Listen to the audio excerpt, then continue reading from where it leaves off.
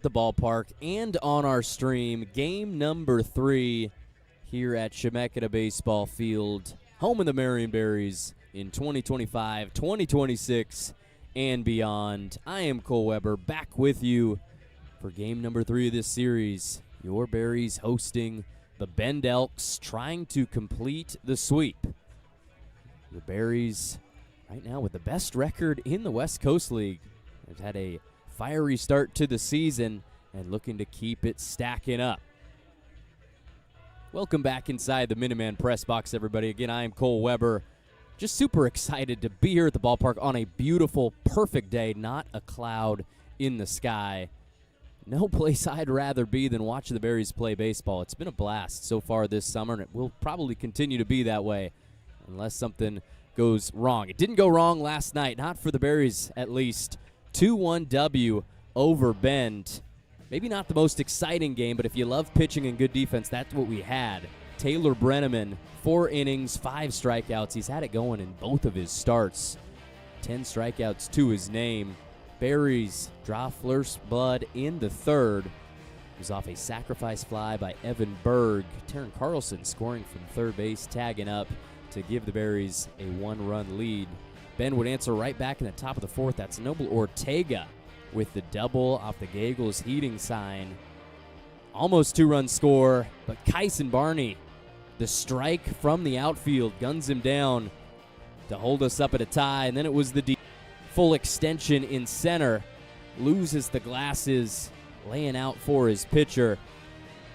And then Barney again, back behind his head, kind of awkward, makes a great play to hold Bend. The Berries would take the lead in the bottom of the 5th.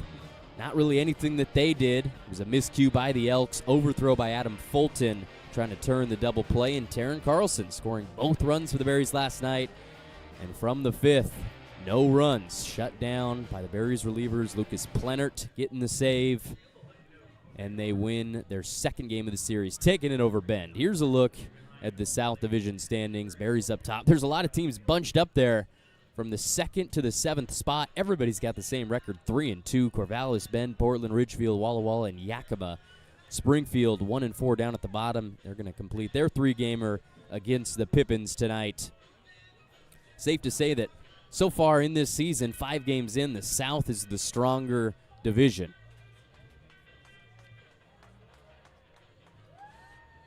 Umpire crew tonight, it's going to be the same. Behind the plate, Derek Dunbar out on the bases. Perry Schofield, head coach for the Berries. There's Tucker Brock, and across from him, head coach for the Bend Elks, Alan Cox. In his 3rd season, has led him to the playoffs in each of the last 2 years. Bend winning both series against the Berries last summer. First time the Berries have beat them. 4-4 in the all-time. Winner tonight has bragging rights for at least the next couple of weeks. Big fan of the new bullpen cam. New this summer, 2026. We got a couple of new additions today. David Roberts made the drive up from outside the Bear area to join us after finishing off his season at St. Mary's. Daniel Camus also coming up from Cal Poly. We're going to take our first break of the broadcast. This is Berries Baseball live on YouTube and the WCL Live app. Coming right back after this.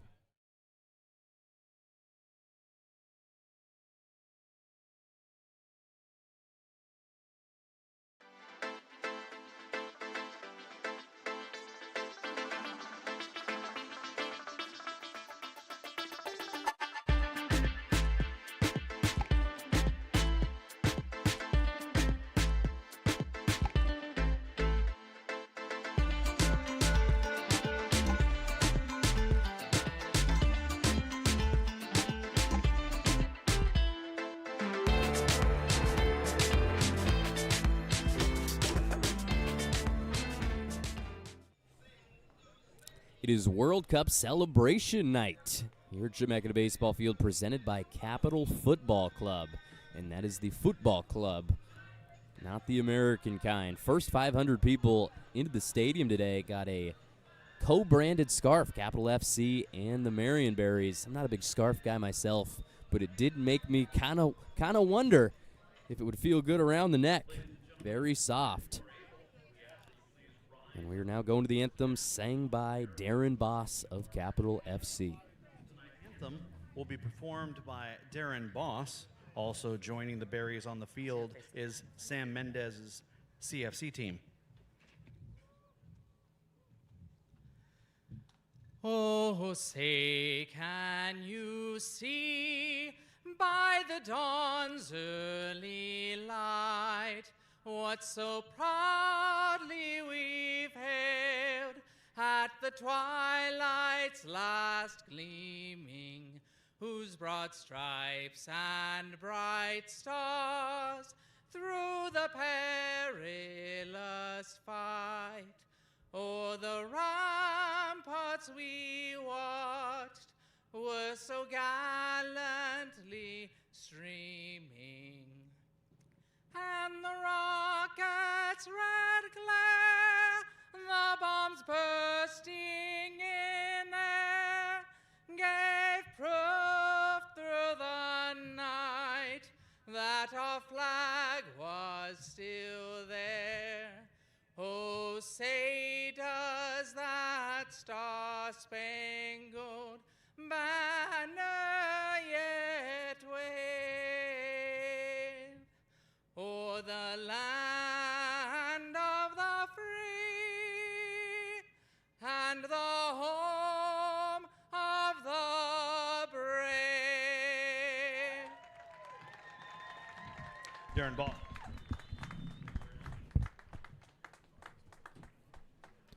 Thanks to Darren Boss of Capital FC. Also had the CFC youth team out there with the Berries, standing for the national anthem. He's coached by Sam Mendez of Saw Studio and Design, taking great flicks and videos for the Berries all summer. And now we go to the ceremonial first pitch.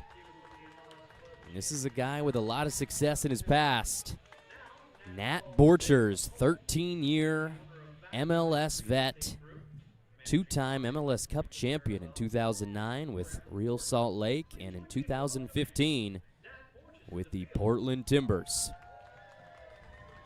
And here he comes, warming up the arm from behind the rubber. Make it a little harder on himself. Not a bad pitch. Trying to get somebody to chase in the right-hand batter's box. Nat Borchers, decorated soccer player. Looks great in the Berries purple. That's Andrew Moon out here. Great to see him back in the city of Salem. Let's talk just a little bit about the Bend Elks, who are now 0-2 on the road this season after sweeping Springfield at home. They are wearing the light gold tops and black hats. Barney, one half of the twin tandem here in Salem this summer. And first off, Kyson, how does it feel coming all the way over from Tennessee to come play in Salem? It's kind of surreal. Like, I never realized how professional Bears really were. When I first got here on Monday, just saw everything and it was really cool, and I was super excited. All the guys are super cool.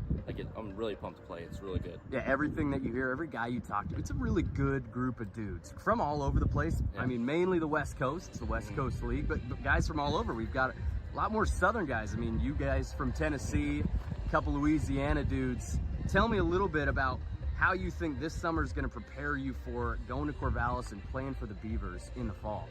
Just being around some really good pitching, being around a lot of good guys, I think it's going to help me prepare the most, help me get on campus, and just help my chances of trying to play there as soon as possible. And this is the best possible way to do that. Yeah, I mean, you played last night. We could already tell you're a polished infielder, made a couple nice plays at second base. You're starting it short tonight.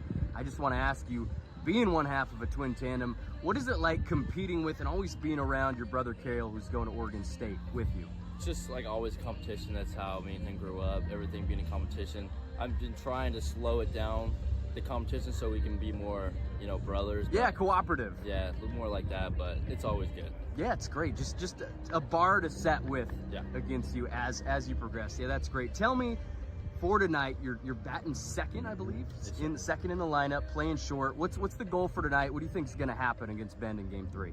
I think the Bears are going to come out hot. I think we're going to get a couple swings together in the first couple innings, put a good runs on, and just shut it down from there. Absolutely. I'm looking forward to it. Kyson, thank you. I appreciate it. Good luck tonight, Game 3 against Bend, and good luck for the rest of the summer. Thank you. Appreciate it.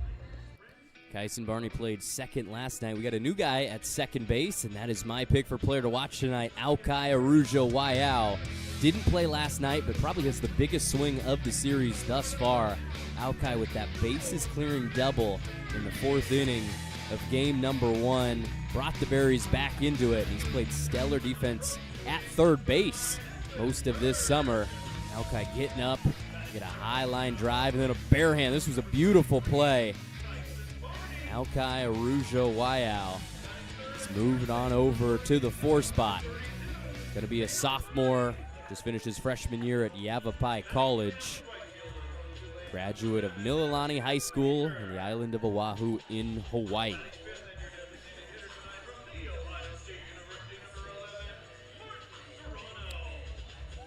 And as Bobby Merwin goes through the starting lineups, we'll take our second break of the broadcast.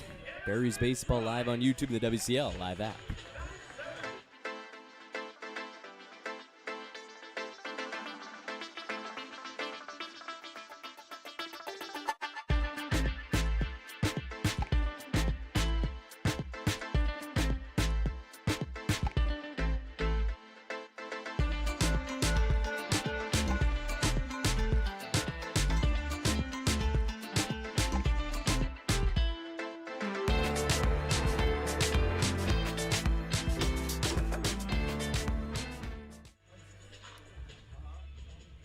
Welcome back, Berries fans. I'm going to give you the Bend Elks starting lineup. Looks way different than what we saw on Wednesday.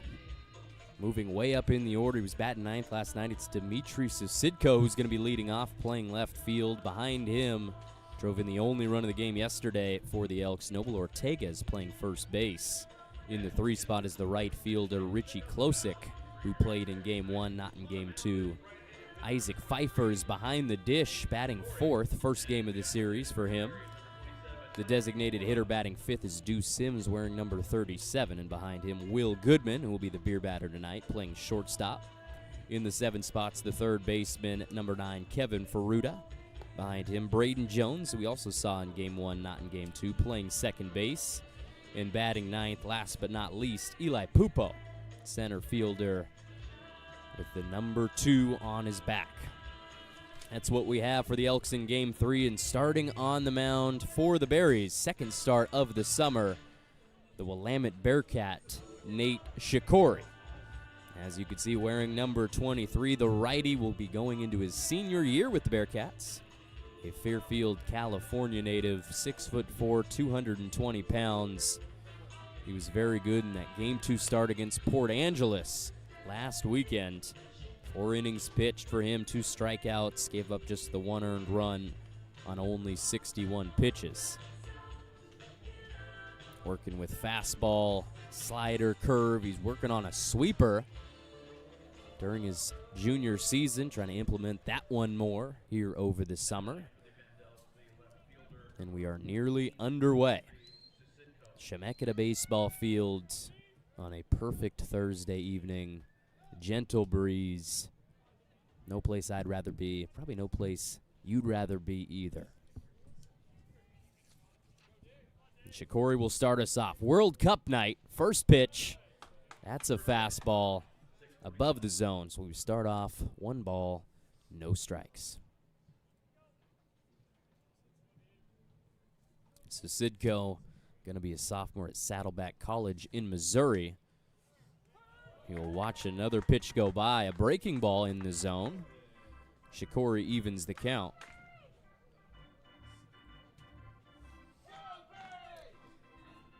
Shikori at Willamette in the spring, 11 starts, 11 appearances. Goes to the slider again, misses outside. 2-6 record, 6.78 ERA. Had to throw a lot of innings and a lot of pitches on a team that probably didn't finish where they wanted to in the Northwest Conference. 9 of 9. 2-1. Fastball low and in. Pushes the count to 3 balls, 1 strike. Wasn't all bad for Shikori as a junior. Told me he got to move into more of a leadership role on the roster and in the bullpen. But he will walk Susidko to start the game. Base runner for Bend.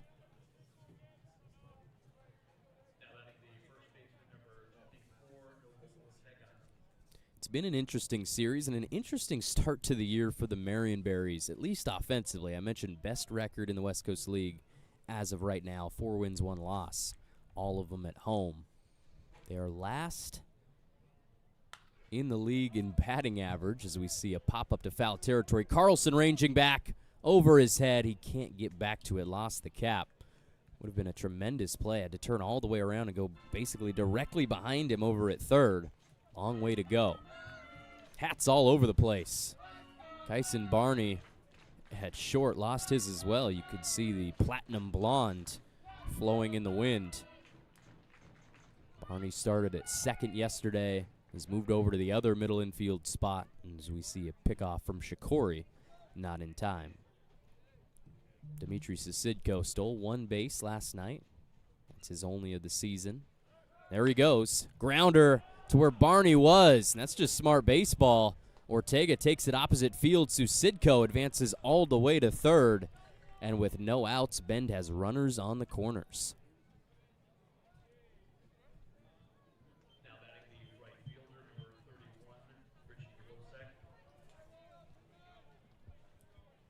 Noble Ortega, that's his second hit in the last 2 games. Had that RBI double last night. Drove in the only Elks run. First pitch to Richie Klosik. He came around, strike 1.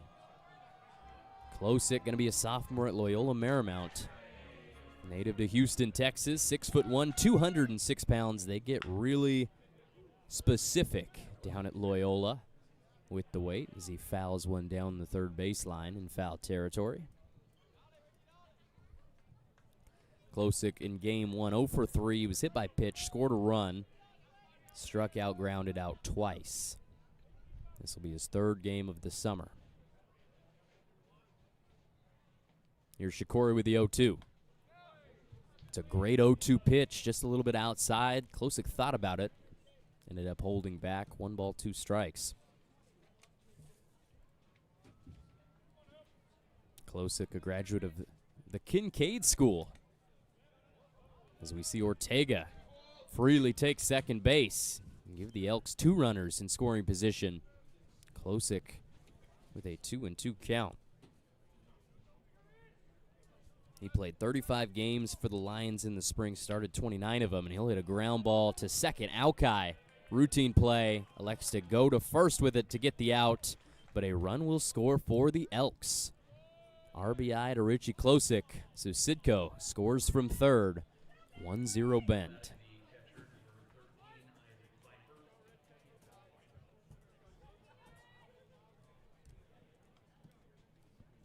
High fives all around. Game 3 of the series. There's a chopper over toward his dugout. Off the bat of Isaac Pfeiffer. First time seeing him in this homestand. Playing catcher tonight, wearing number 13. Just finished his freshman year at the University of Portland. And there's a slow ground ball that will scoot into foul territory to move the count to 0-2.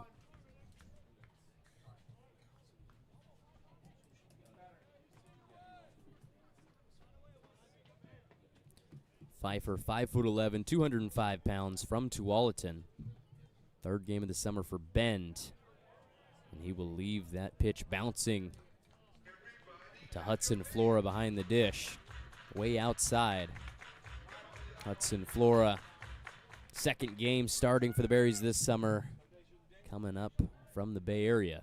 Graduate of Foothill High School. Hard ground ball to third. There's Carlson, eats it up. Goes to first with it, and that's a nice pick by Cale Barney to get out number 2. That's also the 2nd run scoring from third for Bend. And more runs already in 1 inning than we saw the entirety of the game last night. 2-0 lead.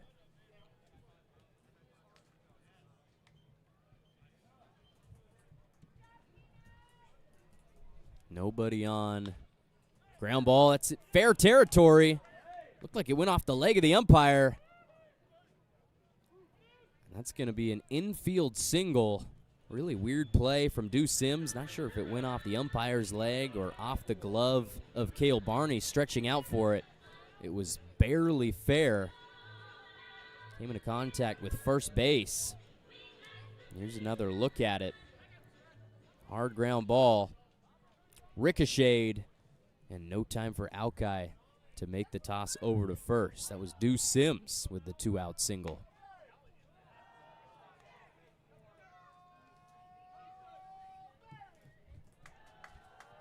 First pitch to Will Goodman.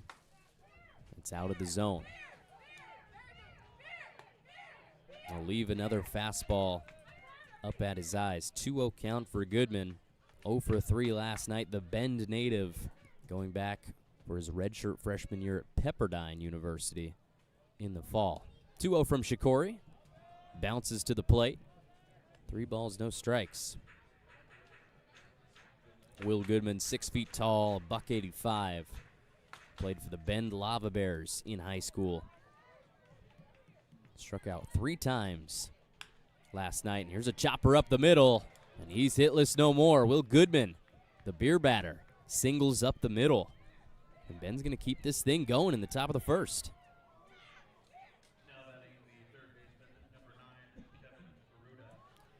Ben finished with 6 hits last night. The Berries just 3. Bend has 3 hits already in the first inning. And with runners on first and second, 2 outs, that brings us to Kevin Ferruta. First pitch to him, outside and low. Ball number 1. Ferruta, 2 inches short of 6 feet tall, 200 pounds, from San Carlos, California. There's one off the end of the bat to right field. Matthew Major moves about a couple feet back to his left and makes the catch to end the inning. But Bend scores 2 runs off of 3 hits. They take a lead in the first inning, 2-0 over your Marion Berries. We'll see them at the plate for the first time after this break. Live on YouTube and the WCL Live app, this is Marion Berries Baseball.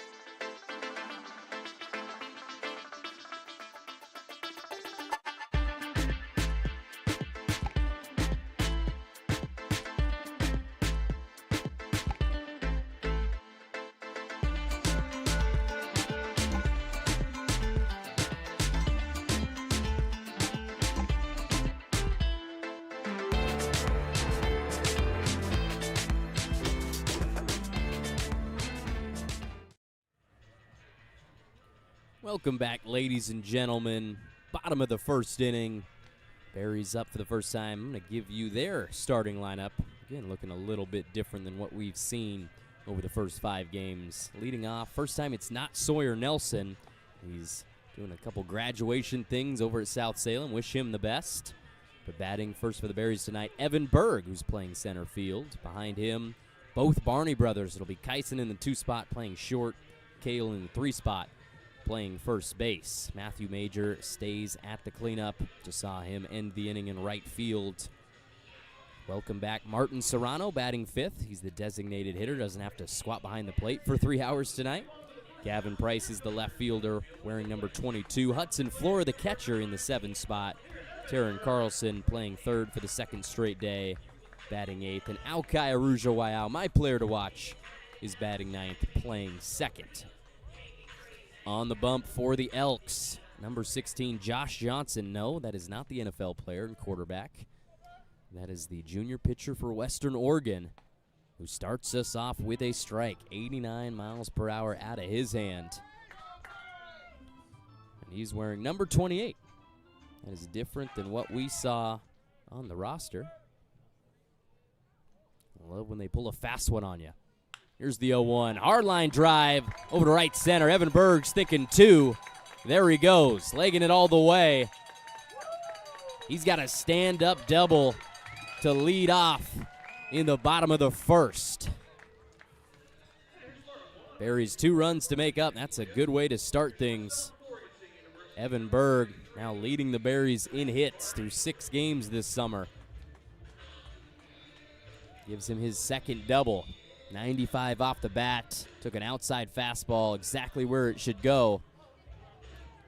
Right toward the Hotel Salem sign. Your Grand Slam in hospitality. Runner in scoring position for Kyson Barney. He'll take a first pitch fastball right down Main Street. Barney last night 0 for 3. He struck out, popped out, and grounded into a double play. It was his first game of the summer. Just got to Salem 2 days ago. Him and his brother Cale, identical twins. Born in Utah, spent the first 10 years of their life there, and then moved to Nolensville, Tennessee. Leaves a breaking ball outside to even up the count. Interviewed Kyson in pregame and talked to him a little about his friendly competition with his brother Cale. They've been competing their entire lives, 18 years. They're going to continue to do it, going to Oregon State in the fall. He's going to hit one high in the air in shallow center and back to make the catch. Playing second base for Bend is Braden Jones.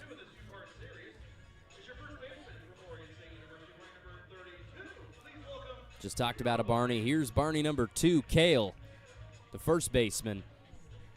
He was 0 for 4 last night. Flew out 3 times. First swing of the summer. I thought it was going to go yard. Came up short at the warning track in right field.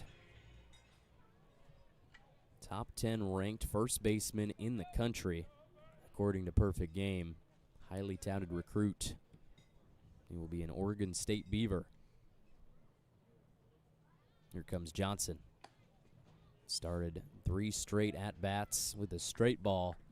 This one misses outside. 1-0 count to Cale Barney.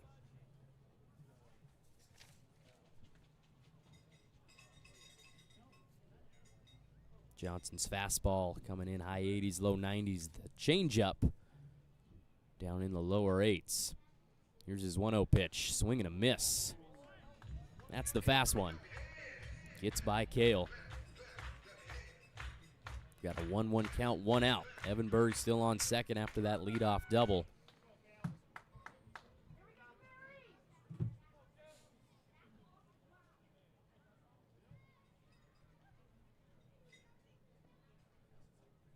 One from him. Another swing and a miss. Up in the zone. Cale Barney really excited for his next chapter of his baseball career at Oregon State. He's ready to show the coaches that they made the right decision in taking him. Wants to prove that he can play and be impactful as a freshman for the Beavers. He's going to get a lot of reps this summer. Here's a pop-up. That'll stay in the infield. Will Goodman camped under it, and he makes the grab. 2 outs.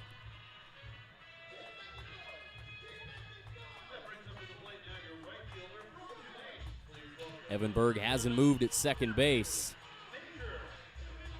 Matthew Major will come up. These 2 guys are teammates at Tulane. Matthew Major finished his freshman year with the Green Wave. 6'2", 210 lbs from Ohio. 0 for 2 last night, but he was hit by pitch twice. And there goes Berg, stealing third. Doesn't even get contested. Great jump. And just got 90 feet easier for him. Ben took 2 runs in the first. Have their first lead since 2 days ago. Here comes Johnson. Slider outside. 2 balls, no strikes to Matthew Major. He was a highly touted third baseman coming out of high school, but he's played outfield for Tulane and this summer for the Berries. Made that diving catch in right last night. Fantastic play. Here's the 2-0. Goes back to the breaking ball, and Major's way ahead in the count. been hit by pitch 4 times this summer. He's been a ball magnet in the right-hand batter's box. Major 3 hits, a double, 2 RBIs to go along with 4 stolen bases. 3-0 from Johnson. Fastball misses. That's 4 straight pitches, 4 straight balls. And with 2 outs, the Berries have runners on first and third.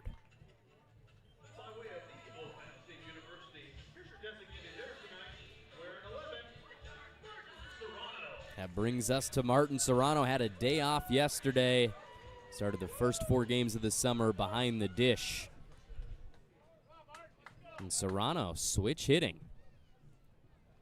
Operating from the left-hand side. There goes Major. Serrano hits one high in the air to left center. That one's back to the wall. Goodbye. Martin Serrano brings the power here in the bottom of the first. Just kept going, and it is gone. Second long ball of the summer for Martin Serrano. Drives in 3 runs. We've got fireworks early, ladies and gentlemen. 5 runs scored between these 2 squads. Only 3 of them last night. 2 outs for Serrano. Took it opposite field. First time seeing him on the left-hand side this summer. Working as the DH tonight. Got a hold of it. Change-up out of the hand of Johnson. Gives the Berries the lead. We will start the next at-bat with a swing and a miss from Gavin Price. Martin Serrano now 2 home runs and 9 RBIs to his name. Leads the team.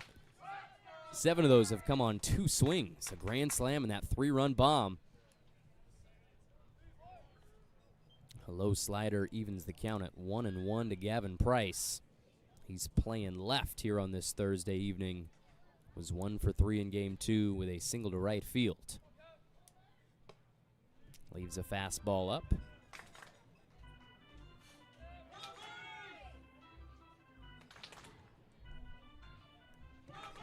Price, the Salem, Oregon kid, graduate of South Salem High School in 2025. He's going to hit one high in the air to center. That's a routine fly out to Eli Pupo. Makes the catch and ends the first inning, but 5 runs come across. 2 for Bend, 3 for your Berries. Thanks to Martin Serrano for this jack right here. Outside changeup. Goes yard. Serrano, 3-run swing, 1-run lead for the Berries. We're going to take a break on the broadcast. Come back for the top of the second. Berries baseball live on YouTube and the WCL live app.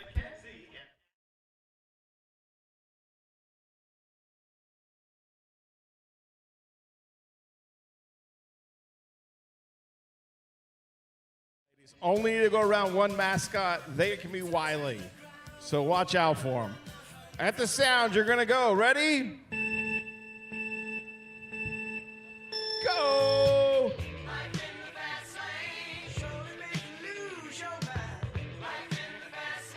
They got to go the long way. We got Red is in the lead, but Green takes a quick corner. It's Green versus Red. Red is powering through.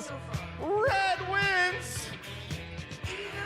Thank you, Capital Auto Group, for sponsoring the trike race.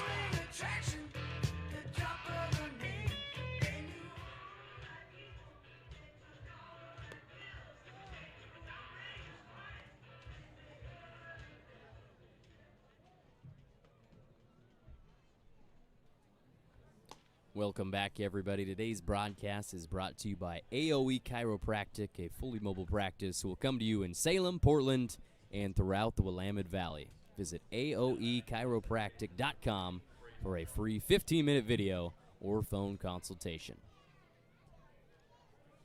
Top of the second inning here at Chemeketa Baseball Field. Berries holding on to a 3-2 lead. We will start the second with an outside fastball from Shikori. 1-0 count to Braden Jones. Played in game 1. He was 1 for 3 with a single. Walked and grounded out twice. Swings and misses. 4th game of the summer for Braden. Batting .222, 2 hits. He's been walked 3 times as well. Lets the changeup go by, moves the count to 1-2. Jones just finished 2 years at Tacoma Community College. 5'11", 190. The 1-2 pitch bounces to Flora behind the plate. Graduate of W.F. West High School in Chehalis, Washington. Braden Jones batting ninth for Bend. Here's the 2-2. Inside. Excuse me, that was the fourth ball. We're pretty confused up here in the box. I thought it was 3-2. There we go. Always got to stick to your guns.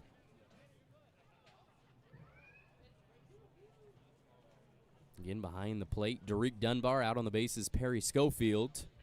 They're chatting about it. They're going to bring him back. Haven't seen a walk on 3 balls before. Not going to start doing it today. I turned to my left, and there were 3 confused looks on 3 faces. Braden Jones going to have to stay. 3 balls, 2 strikes to lead off the top of the second. Bend with 3 hits in the first to score 2 runs.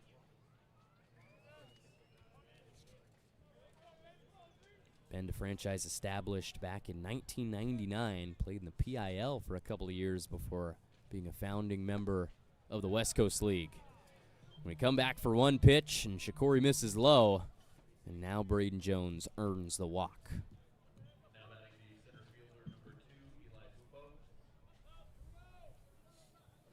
Coming up for the Elks, Eli Pupo, center fielder wearing number 2. 180 pounds, standing 5'10" from Redmond, Oregon. Fouls off a bunt toward his dugout. Pupo just finished his freshman year at Bushnell down in Eugene. Played last summer for the Elks as well, just 2 games. Showed bunt again. The fastball's way up and above his head. In 2 games for Bend, he was 5 for 9 with a homer, 3 RBIs, and 2 doubles. Raking in just 2 appearances. Finally gets the bunt down. That's a beautiful one. Flora stumbled, gets up out of his crouch and makes the play. I told you yesterday, Hudson Flora, fantastic athlete behind the dish, because that was a pretty good bunt down the first baseline. Moved Braden Jones over to second, out number 1. Right down the line. Awkward little play for Flora. Looked like he kind of rolled his ankle there, but they get out number 1 of the inning.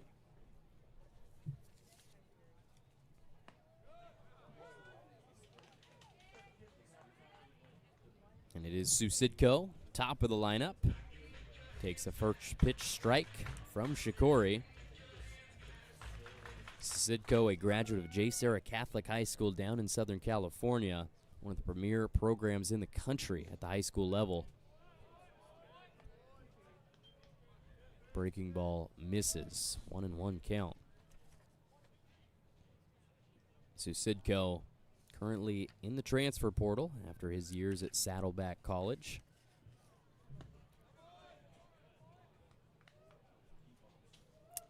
Takes another breaking ball for ball 2. Bend Elks going to stay in Salem tonight and make the drive over to Walla Walla in the morning. Bend is going to Yakima tomorrow. Both these teams making the drive over early tomorrow morning. It'll be the Berries' first series on the road. Bend will continue their road trip. 2-2 count to Susidko, who walked in the first inning. Shikori, grounder to short, backhand by Barney, makes the throw to his brother, and that's out number 2.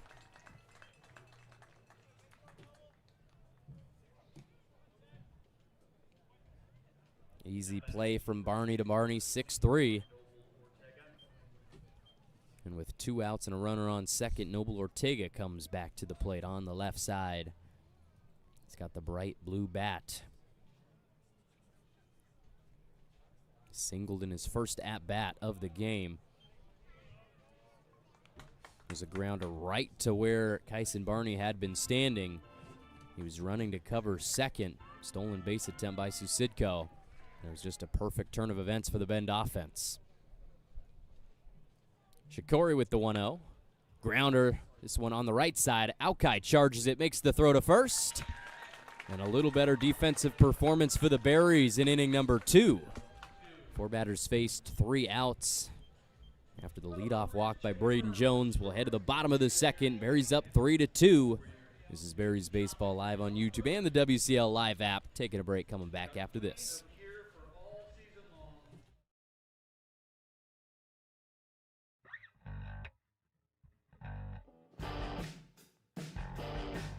The final touches together ahead of opening night, but as you can see, all brand new synthetic turf, and the real coup de grace, I would say, is all of our brand new seats that we've installed. So we'll have some hospitality decks in the corners as well by the bullpens, and of course our fun zone and our new inflatable wiffle ball field making its debut tomorrow night as well. And we also purchased a new smoker for our new barbecue concession stand, so we'll have tri-tip sandwiches, brisket sandwiches, barbecue pulled pork as well, and expanding off of our award-winning Marion Berries barbecue sauce. We're going to be having our first fireworks night on the 3rd of July here at the ballpark, and then on July 17th, we're also going to be doing a drone show for all the fans. Check out our promo schedule. Every single night there's something different going on, something different and unique for families.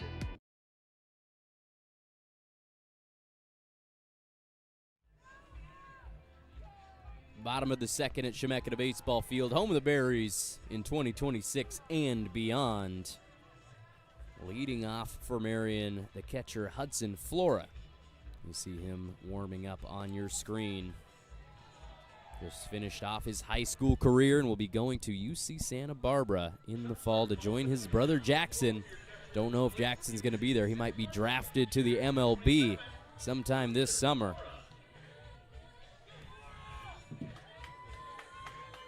Flora got his first start of the summer last night. No hits in 3 at-bats. He did walk.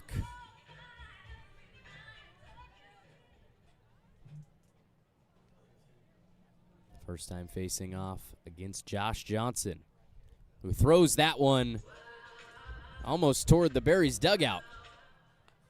Just a bit outside. It would have been behind a batter on the left-hand side.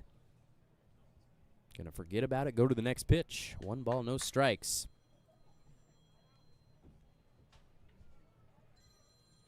And here's the 1-0. That fastball's got a little bit of movement. Looking like a 2-seamer out of the hand of Johnson. Played for Western Oregon in 2026. Goes with the changeup there. It's 3 balls, no strikes for Flora. Johnson pitched 14 games for the Wolves, started 6 of them. He was 1-5, an above 80 ERA, 20 strikeouts in 36 innings. Did have a save. 3-0 pitch in the zone. Going to keep this at-bat going. Johnson, a graduate of Rancho Bernardo High School from San Diego. Made a huge impact as a freshman for Western Oregon. 3-3 record in 6 starts. And he will walk Flora to kick off the bottom of the second. I mentioned earlier the Berries last in the West Coast League in batting average, 179 through 5 games, but 4 wins in 5 tries. And how have they done it? On-base percentage has been big for them. Right around 365. 37 walks coming into today, was second in the league. 13 hit by pitches, tied for first. Taking a lot of punishment early in this summer. Johnson to start against Taryn Carlson. That's foul tip back into the glove of the catcher Pfeiffer. First time seeing the Kennewick, Washington native in the box tonight. Carlson 5'11", 205.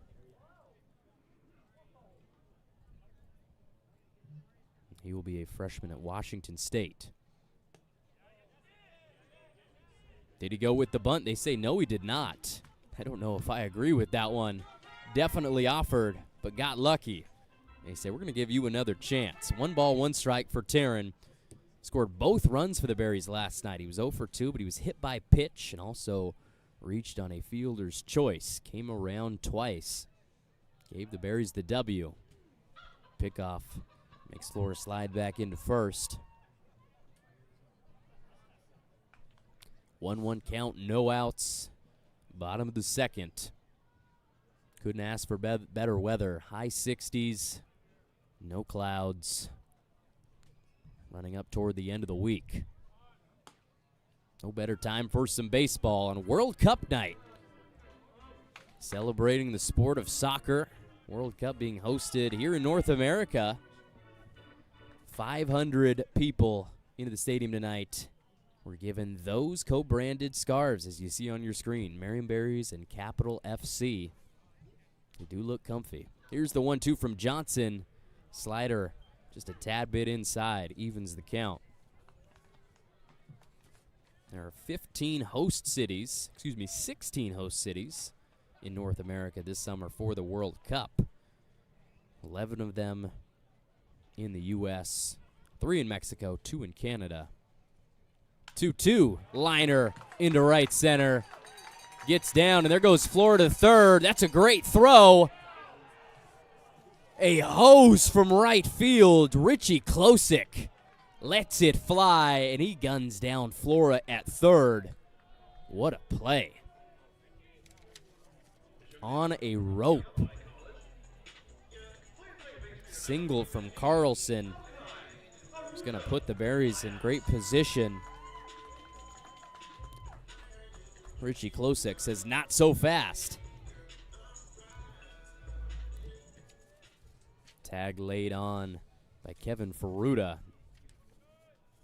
We've got 1 out in the second. Here's my player to watch, Aukai Arujo Waiao. 1 season of college baseball in the books at Yavapai College in Arizona. At 344 for them in the spring. Transfer from the University of Hawaii. He's going to hit one high into the air to center. There's Pupo ranging to his left to make the catch out in front of his head. We've got 2 outs quickly.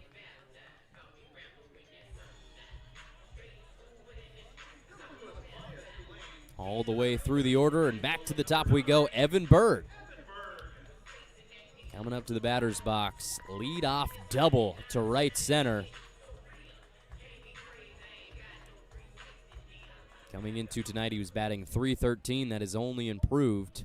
2 doubles, 3 RBIs. He's been walked 5 times as well. Has a runner on first, 2 outs. First pitch from Johnson. Below the zone. The 11 host cities in the U.S. for the World Cup in 2026. Atlanta, Boston, Dallas, Houston, Kansas City, Los Angeles, Miami, New York/New Jersey. That's going to be at MetLife, so New Jersey it is. Philadelphia, Santa Clara in the Bay Area, and Seattle. The 1-0 misses outside. Mexico will be Guadalajara, Mexico City, and Monterrey, and then up in Canada, our neighbors to the north, Toronto and Vancouver. So closest site for us, Seattle. About a 4 or 5 hour drive to the north. Here's the 2-0. Fastball missing, clocking in at 88 miles per hour. Berg way ahead against the West Oregon Wolf.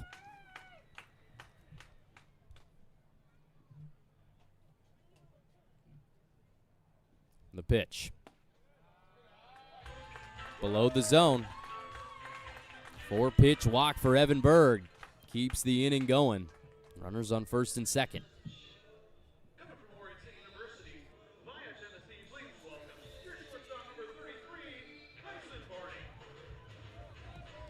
Now Kyson Barney operating on the right side of the plate.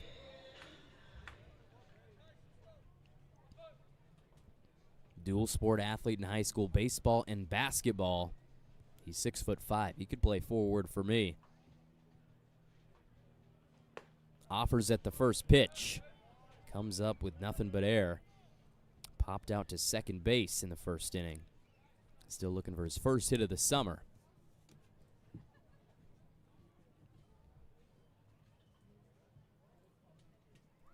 Barney, an all-district selection at Nolensville, one of the better high school baseball teams in the country this year. A lot of big-time future college baseball players. 2 of them on the Berries roster this summer. Just so happen to be related.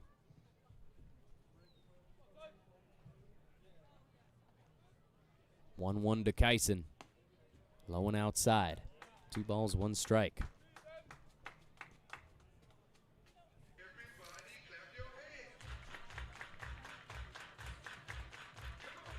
Bend Elks, 28-26 last year, but only 10 of those wins came on the road. They've had trouble going on road trips as Kyson swings and misses. That's strike 2. Deuces are wild here in the bottom of the second. 2 balls, 2 strikes, 2 outs with 2 runners on. A low breaking ball gets Barney to chase. 2-strike pitch from Johnson. That's hit high in the air by Kyson Barney. Back toward the wall. Will we see it? No, we won't. Home run, Kyson Barney. Kiss it goodbye, my friend.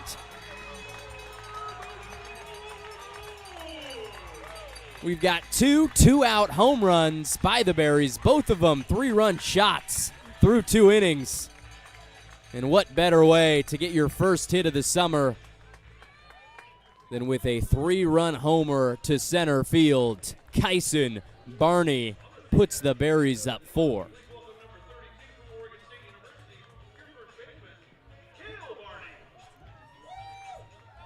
Fly ball, got some help from the wind, but a smooth, effortless swing from Mr. Kyson Barney over the Pacific Office Automation sign. And that one's back in the bushes. 6-2 lead as his brother comes up and he hits one hard over toward Varespi Field on the right side. Kept in play by the netting.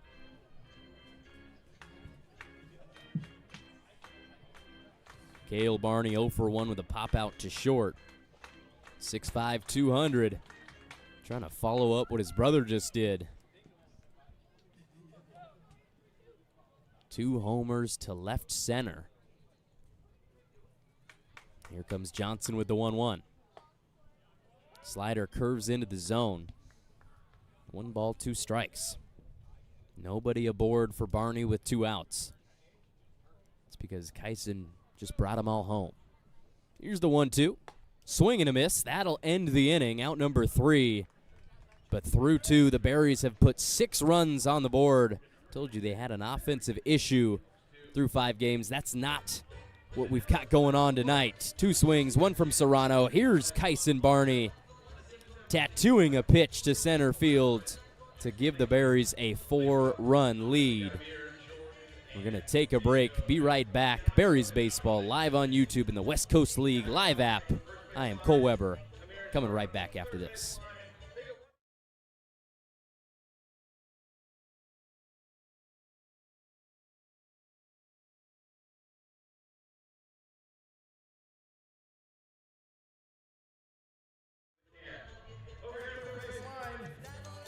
You throw your first frisbee, third base.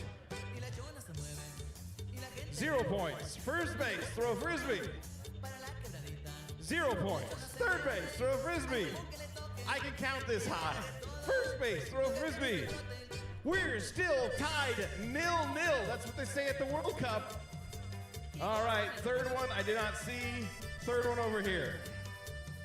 0-0, it's a 0-0 tie. Welcome to soccer night, everybody. That is the Don Poncho Tortilla Jam.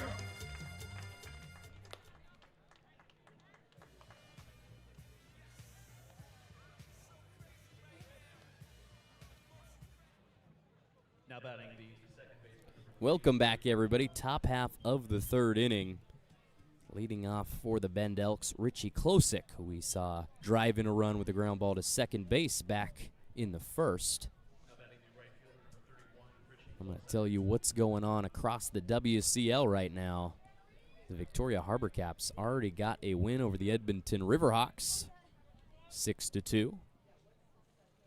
And Shikori starts us off. Here's a grounder to short. Kyson Barney makes the throw to his brother, and he brings it in for out number 1.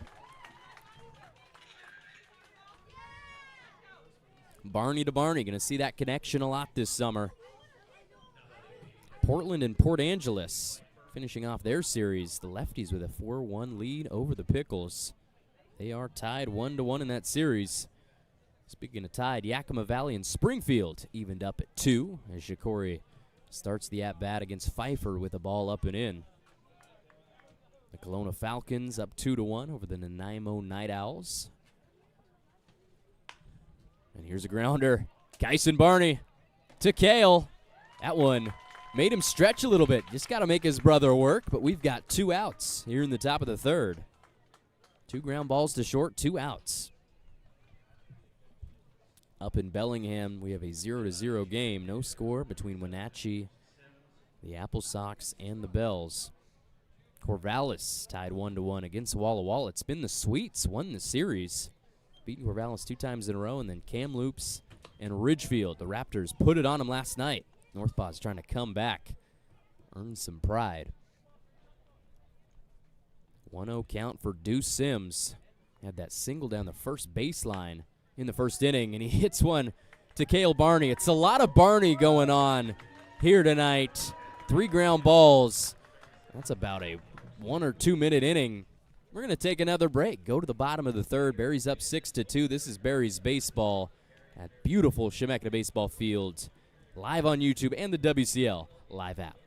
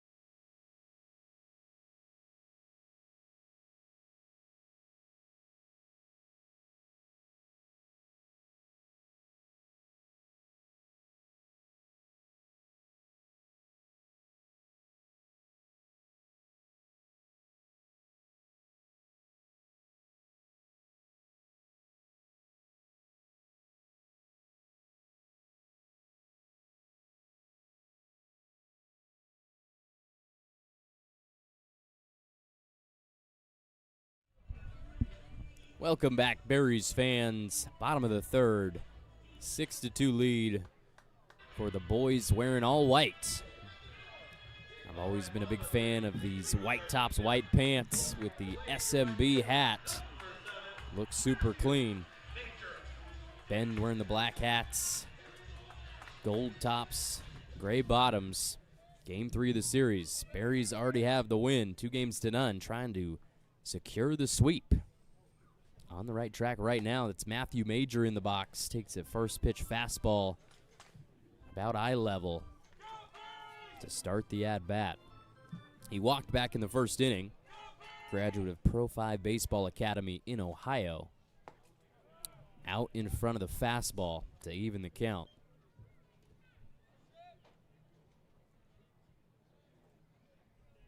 Major, the top third baseman in the state of Ohio coming out of high school. 17th ranked first third baseman overall in the country in 2025. But he's playing right field for the Berries tonight. Finds himself in a 2-1 count. 1 year in the books at Tulane. Majoring in finance. 2-1 from Johnson. Fastball outside. Major's well on his way. Way ahead in the count. 3 balls, 1 strike. A former league player of the year at Troy Christian High School as a sophomore. All-state selection there, as well as a 2-time first-team all-league honoree. Again, out in front. 86-mile-per-hour fastball from Johnson.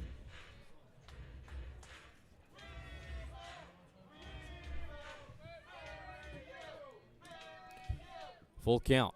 Here's the pitch. Swing and a miss. 3 of them in the at-bat. And Johnson retires Major to start the inning. And here comes the guy. Last time we saw him, Martin Serrano from the left side. Went yard. Bomb to left center field. Not going to see that one for a while. 3-run shot to drive in the first 3 runs of the game. And he is back. Switch hitter. Going to be an Ohio State Buckeye in the fall. Didn't play in game 2. He was 1 for 4 in game 1 with a double to center field. Up 2-0 early in the count.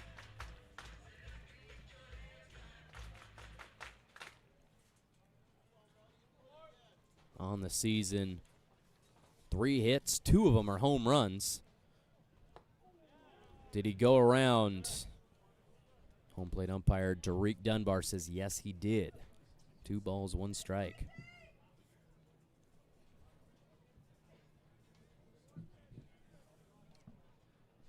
June 4th, just past 7:30 p.m. on this Thursday. The slider's going to stay outside from Johnson, and Serrano's ahead in the count.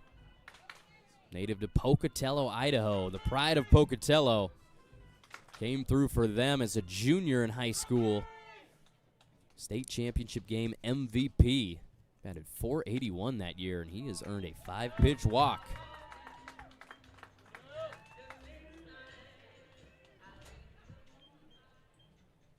World Cup night here at Chemeketa Baseball Field. We've seen a couple of scarves around the stadium. Purple with the Capital FC branding. And we've got an arm warming up in the bullpen for the Elks. That looks like Michael Fitzgerald wearing number 18, the lefty, going into his senior season of college baseball. Gavin Price takes a first pitch slider in the dirt. He flew out to center field to end the first inning.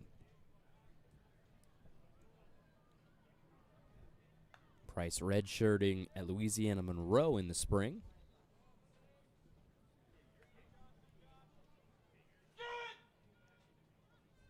And here's the 1-0 pitch from Johnson, taking his sweet time. Fastball misses again. This is Johnson's first start of the summer for Bend. Has 2 years up in Monmouth at Western Oregon in the books.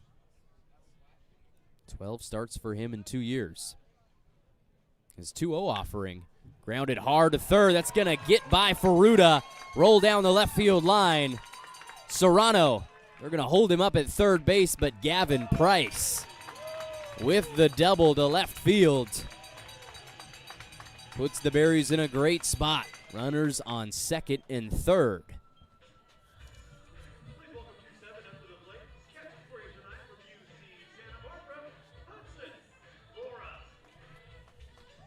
They're there for Hudson Flora, who walked in the second inning. Another guy looking for his first hit of the summer. Game 2 for him in a Berries uniform.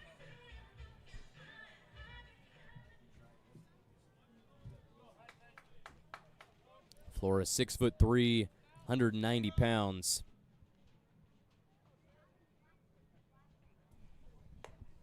He'll take a first pitch slider. Here's that Gavin Price double. High bouncer.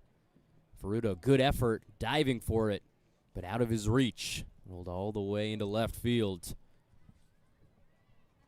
And Flora, chopper into foul territory to even the count.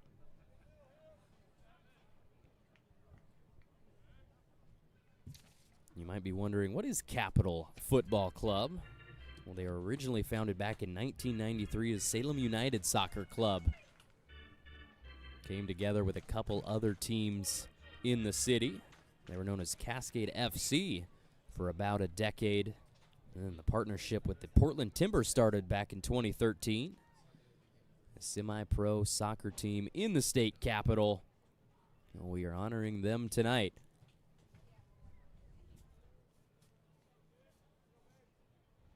Here's the 1-1. Misses low. Another good showing by the Salem faithful.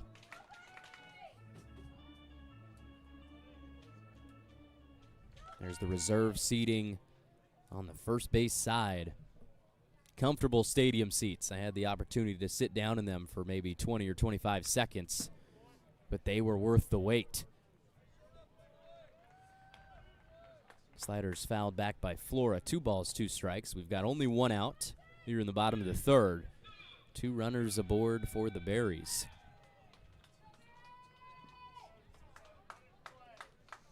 And following the culmination of 3 innings, going to talk to a familiar face.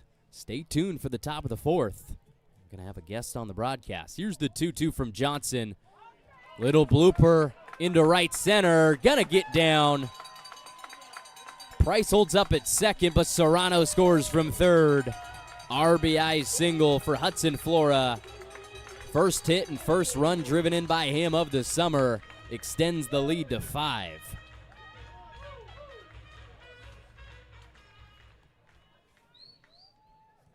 I believe that's going to do it. Josh Johnson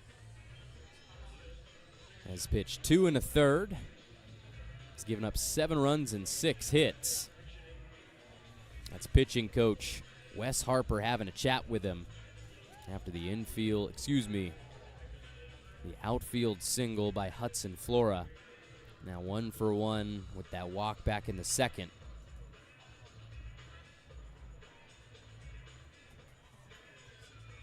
No signal. They're going to leave Johnson in. It was Michael Fitzgerald warming up in the visiting bullpen.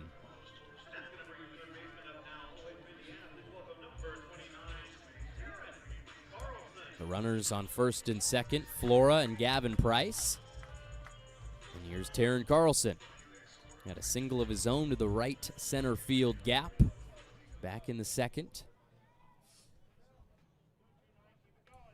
7-2 lead for Marion.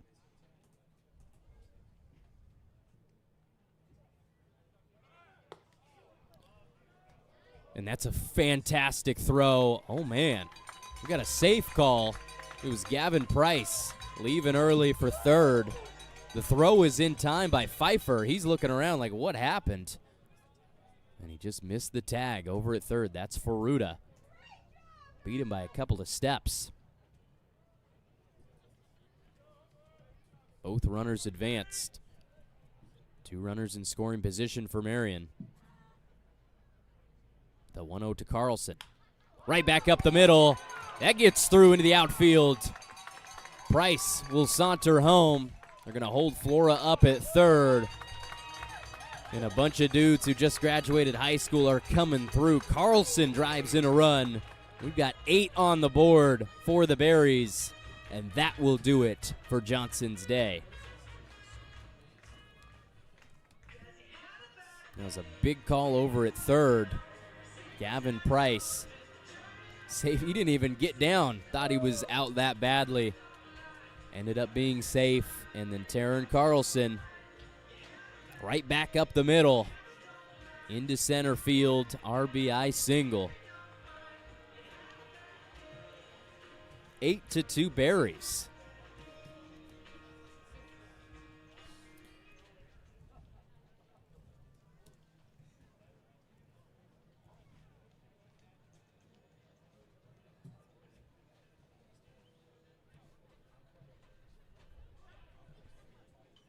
That is Michael Fitzgerald out on the mound for the Elks, their first reliever of the night.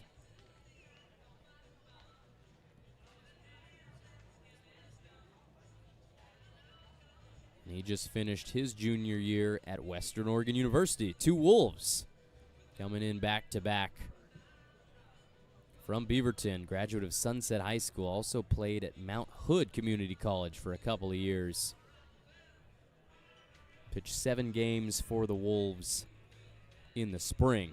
Just 5 innings, 0-1 record, 8 strikeouts. Also gave up 8 earned runs.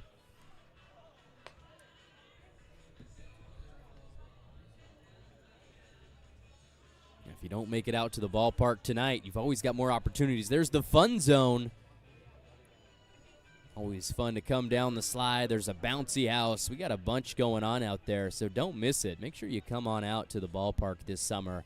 Salem Baseball Field, nowhere better place to be. We've got Varespi Field over on the other side. There's the Green Monster. Occupants always there. Right behind the Berries bullpen.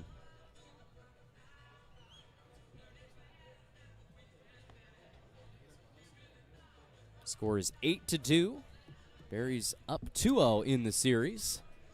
4-4 all-time against Bend. They dropped both series last summer, 2-1. They started it out in their second game ever here at Chemeketa, an 8-2 loss to Bend, and then a 13-inning nail-biter. Game number 2 of that series ended up in a 2-1 Elks win before the Berries steal game 3 of the series. They did the same thing over in Bend. Here's how we got to 8 runs. Martin Serrano tattooing a pitch over the left field fence. Scored 3 runs with 2 outs in the first inning. And it wasn't just him. Kyson Barney followed suit with 2 outs in the second. 3-run homer of his own. He says, anything you can do, I can do better. Those were the first 6 runs. We've got 2 already here in the third. Crooked numbers on the board.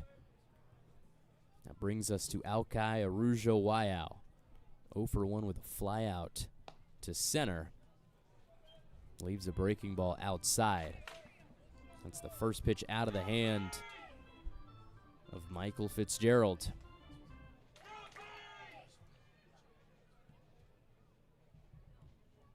Six-footer weighing in at 185.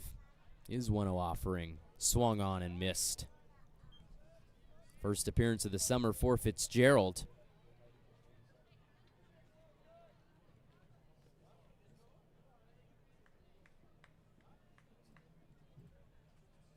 One ball, 1 strike. Runners on first and third after 2 consecutive RBI singles. Alkai waiting for his pitch. That one well outside.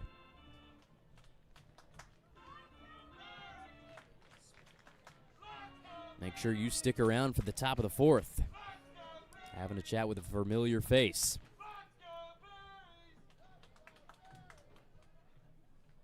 Two-one pitch. Fouled back. That one comes into contact with the face of Isaac Pfeiffer. Not feeling great right now.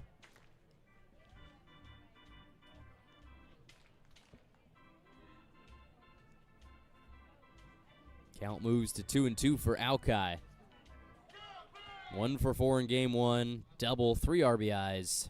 Grounded out twice, both to third base. This is his 5th game of the summer after taking a day off yesterday.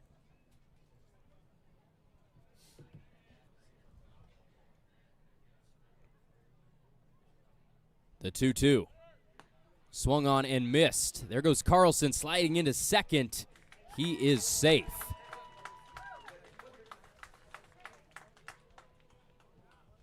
Braden Jones couldn't handle the throw. And actually, they called him out. And the call was a strikeout swinging and then interference on Alkai Arujo Waiau, so he was out no matter what, a double play.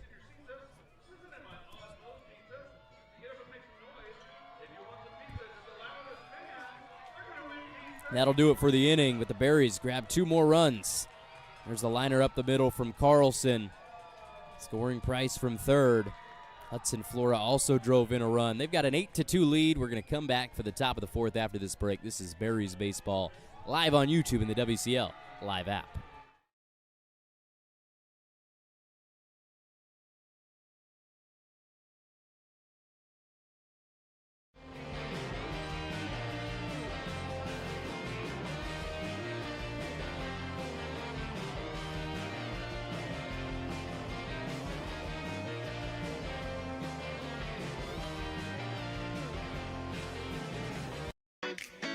My favorite snack / meal would be probably Jersey Mike's, number 13, Mike's Way.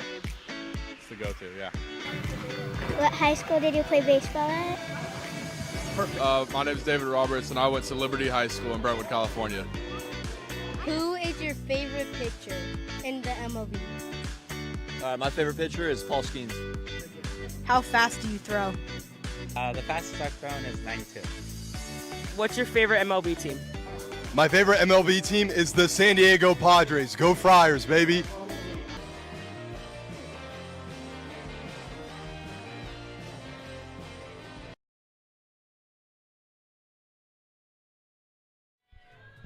Welcome back, ladies and gentlemen. Top half of the fourth. Berries up 8-2 in Game 3 of the series against the Bend Elks. Leading off for Bend, that is Will Goodman, the shortstop. We're going to take this opportunity to go talk to our ticket manager, Luis Magallanes. As we see a slider in for a strike from Shikori. Luis,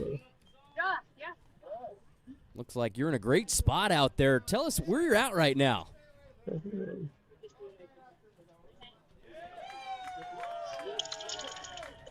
Looks like he's not getting anything from me, so we're going to stick here with the batter. Will Goodman down in a 1-2 count. And Shikori, that one's popped up into the air, shallow center. Gavin Price trotting in to get it, and he will make the catch for the first out of the inning. And we're going to go back to Luis with one out here in the fourth. Luis, it's great to see your beautiful face. Tell us where you are right now.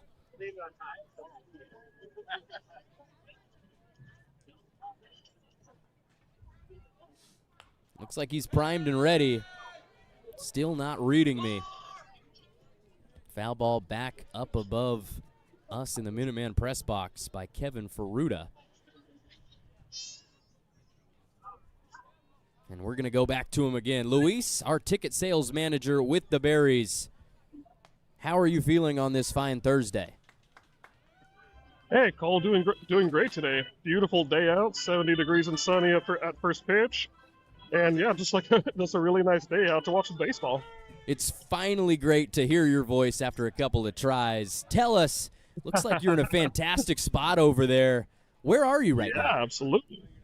I am in our picnic deck, so I'll have the camera pan over here, managed by Lucy, one of our ballpark employees. So this is the picnic deck. It is a space that it spans several tables. As we see a grounder to third base, thrown out by Taryn Carlson for out number 2. Right back to you, Luis.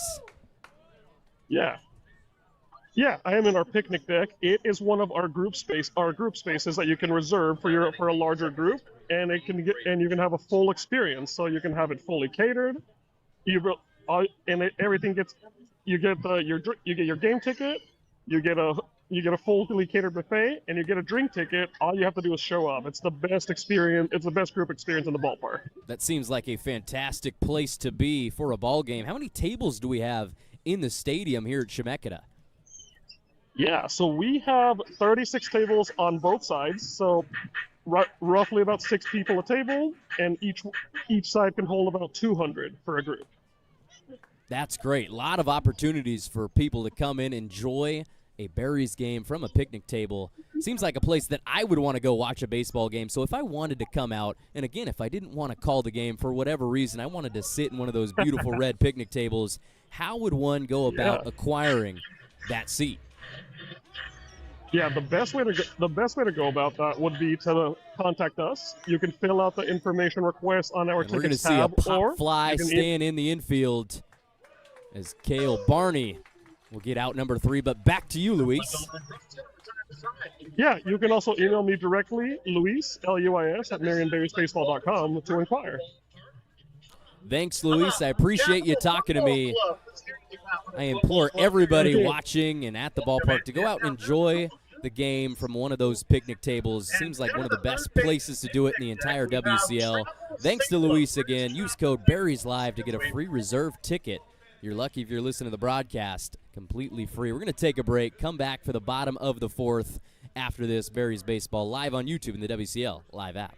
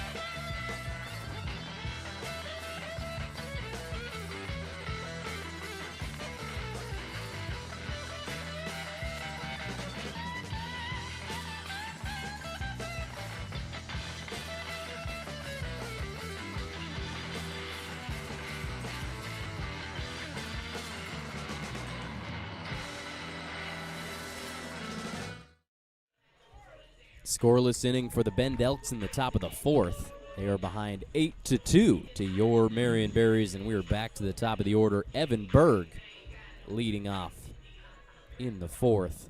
1 for 1, a leadoff double to right center, and a walk in the 2nd inning. First time dueling against Michael Fitzgerald, who misses with a slider from that left arm slot.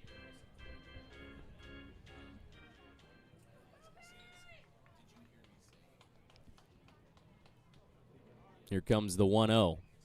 Fitzgerald goes with the fastball. That one catches the high outside corner. Berg, native to Kenner, Louisiana, 6'1", 195, graduate of Archbishop Rumel High School.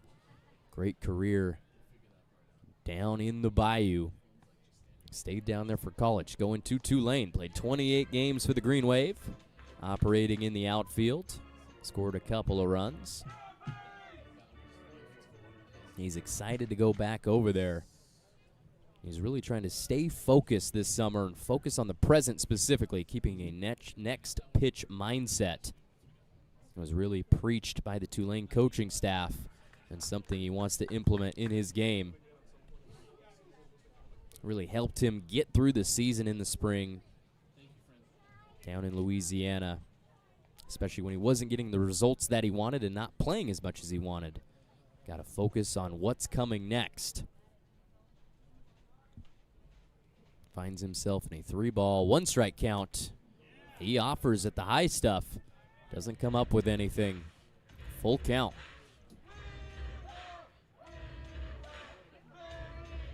First time that Evan Berg has been to Oregon in his life. He said he'd been to Washington, California, Alaska, but he'd skipped Oregon before. Spending 54 games here with the Berries this summer. He's going to get a taste of it. Here comes the 3-2. Swung on and missed, and Michael Fitzgerald works his way back and earns the strikeout.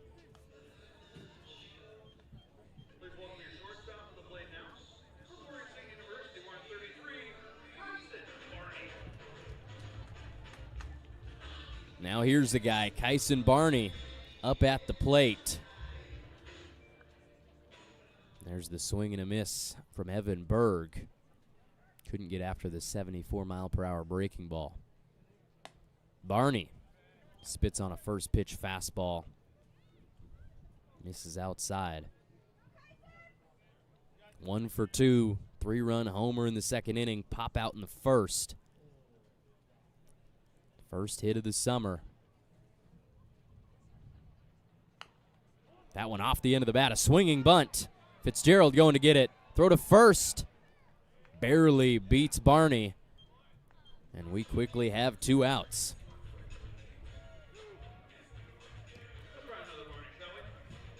Almost whiffed on the slider. Right off the end of the bat. And that brings us to Cale Barney.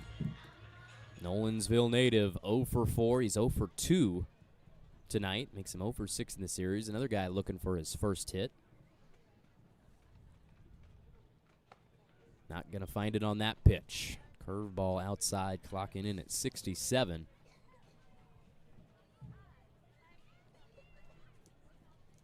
Second home series in a row coming to an end tonight.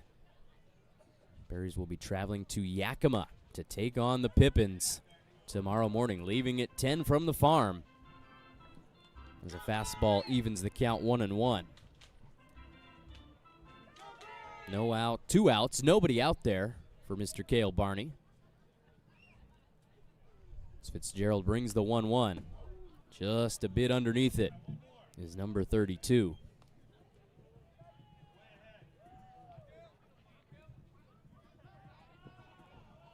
And there's Barry and his buddy Dingle making their presence felt at Chemeketa. Having fun with the fans. That could be you if you come out to the ballpark. Swing and a miss. Quick inning for the Bend defense.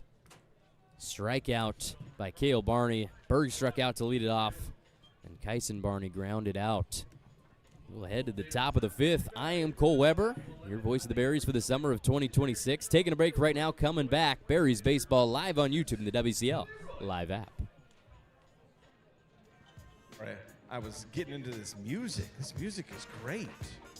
We got Archie and Willow doing the dizzy bat race. They're going to spin 5 times, and then they're going to try to hit the wiffle ball. Once they hit the wiffle ball, they got to run down around me and back. All right, you ready, Willow and Archie? And go. 1. Archie's very slow around the bat. 2, 3, 4, 5. All right, Willow, swing. Strike. Ooh, that's a hit. Come on, run down around me. Around to me, around to me. Around Barry. I'm right here. Right here, Willow. Right here. That way. Stop. All right. That was a little chaotic. That's a little chaotic, but we got it done. You know what I got? I got some pocket mac and cheese.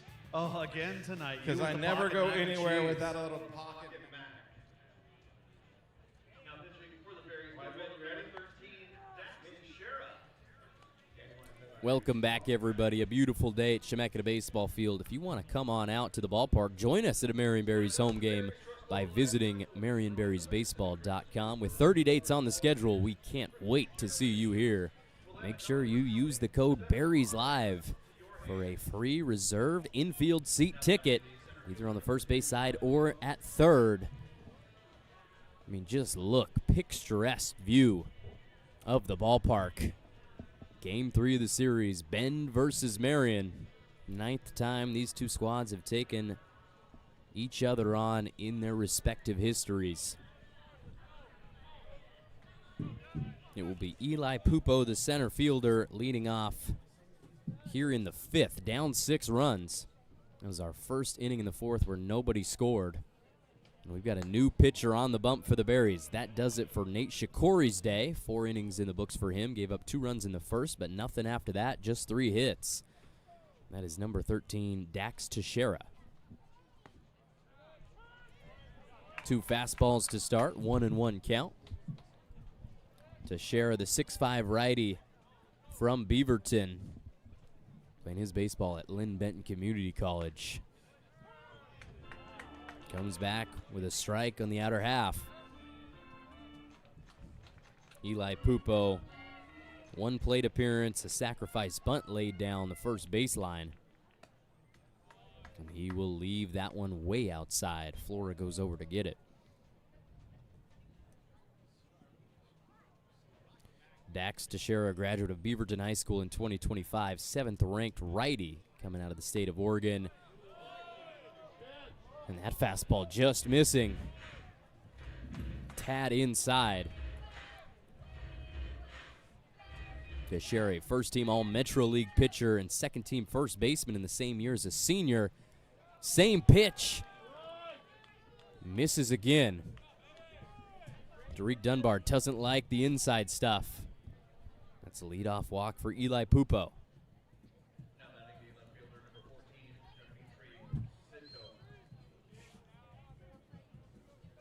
The Elks down 6. Trying to make sure they don't get swept here in the state capitol. He'll be heading to Walla Walla tomorrow for a tough series against the Sweets. Teixeira has Pupo on his mind, knows he let him go. Pickoff attempt unsuccessful. Here's Dimitri Susidko. 0 for 1. And that is a violation by the batter. Put a strike on the board for him.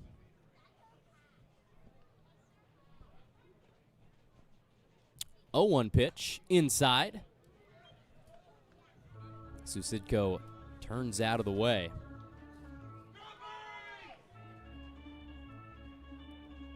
Almost came into contact with his hip.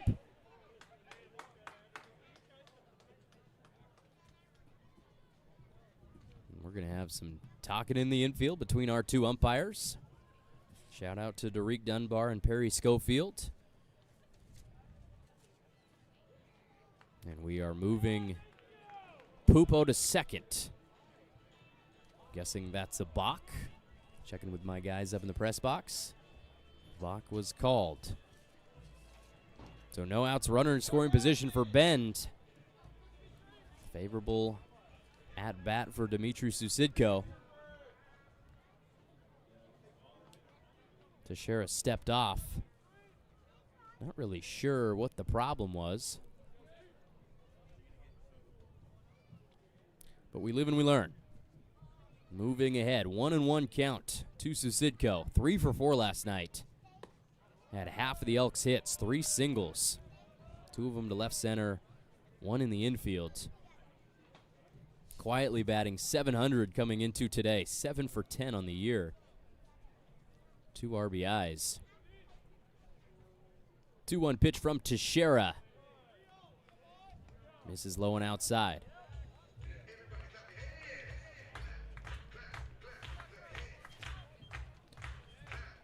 Susidko for J. Sarah Catholic High School as a senior delivered a 2-out walk-off single in the bottom of the 8th in the state championship game to hand them back-to-back CIF titles. The 3-1 misses low, and we have another walk. 2 of them to start Teixeira's day.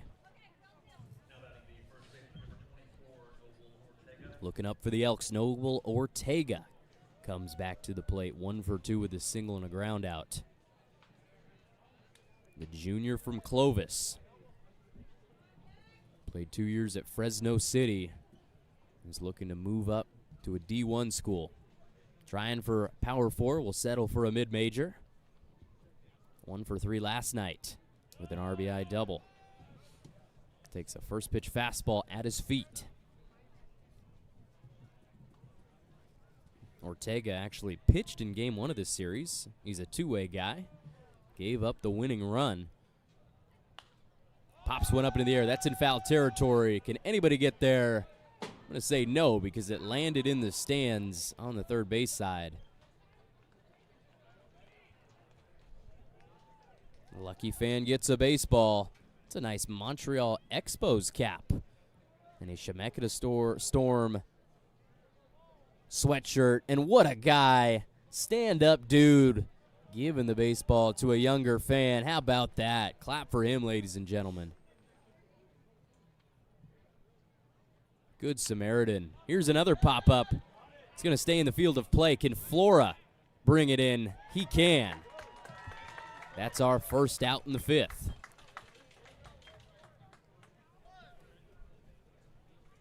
Ortega goes back to the dugout and passes Richie Klosik, the third batter, 1 for 2 with an RBI. That young fan looks like they can use a trip to Verespi Field. They've got the baseball for it. Stolen base attempt. Flora's going to hold up. Elects to keep the ball in his hands. Great jump by Eli Pupo. Steals third base. Susidko follows suit, advances to second. We've got 1 out, runners on second and third. As Teixeira misses low with the 1-0. Richie Klosek will be headed back to Loyola Marymount for his sophomore season. And he had an interesting high school career at Kincaid School in Texas. Thought about the inside fastball, held back, 3-0 count. After graduating from there, he went to Avon Old Farm School for a post-grad year. Basically played 5 years of college baseball. And here's a grounder to the left side. Carlson looks back. Susidko at second, gets the out at first, but another run crosses for the Elks. That's their third of the evening. 2 RBIs for Richie Klosik, and an interesting stat. All 3 runs for Bend have been scored on ground ball outs.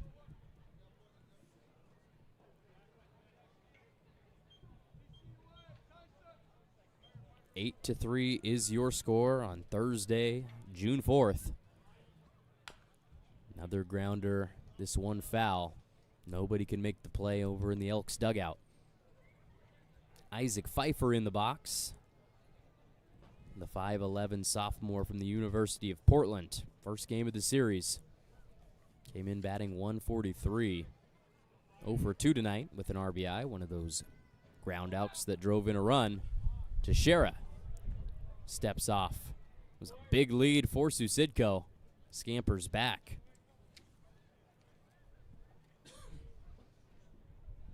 Isaac Pfeiffer played 20 games for the Pilots in the spring of 26. Started 10 of them. And there's the logo right there, the Portland P. Purple. Not quite Berries purple, but we're going to let it slide. Here's the 1-1. Up and out of the zone.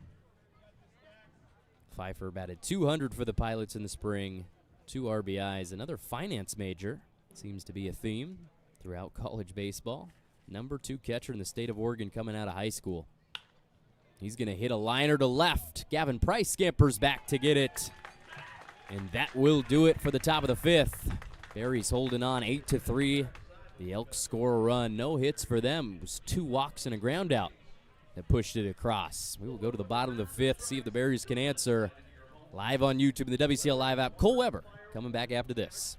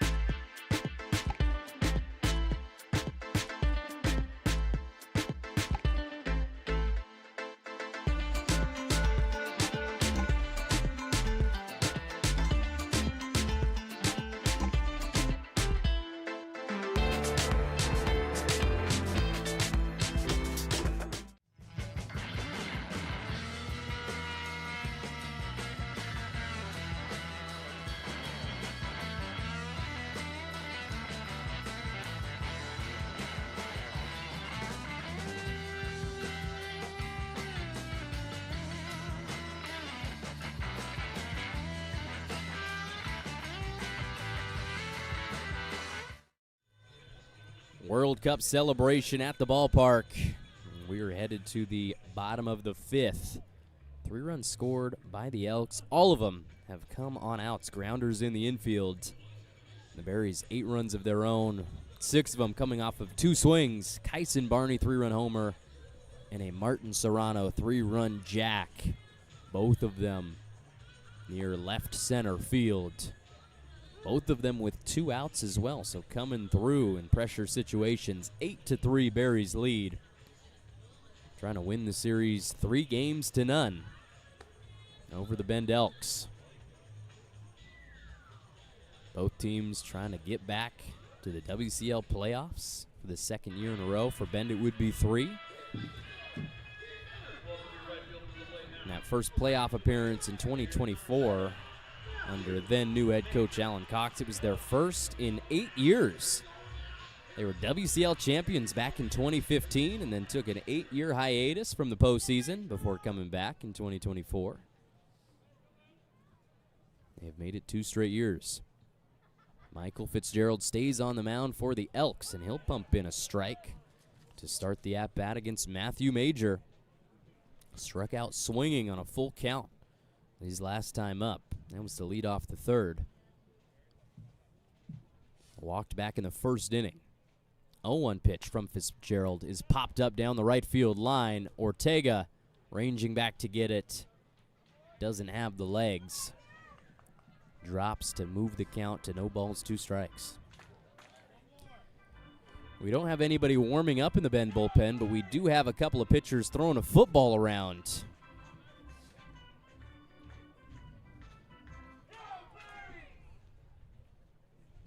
Getting close to the NFL season in college football. You can already smell it coming up through the summer. You can feel it right as basketball starts to end.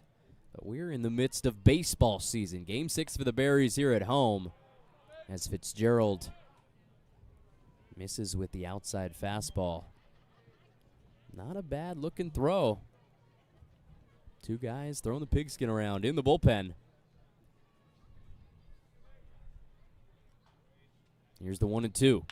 Major grounder underneath the glove of Ferruta at 3rd. And Major's safe at first base. Leadoff base runner for the Berries. Would have been a tough play to make. We're going to call that one an infield single. Give it to our guy, Matthew.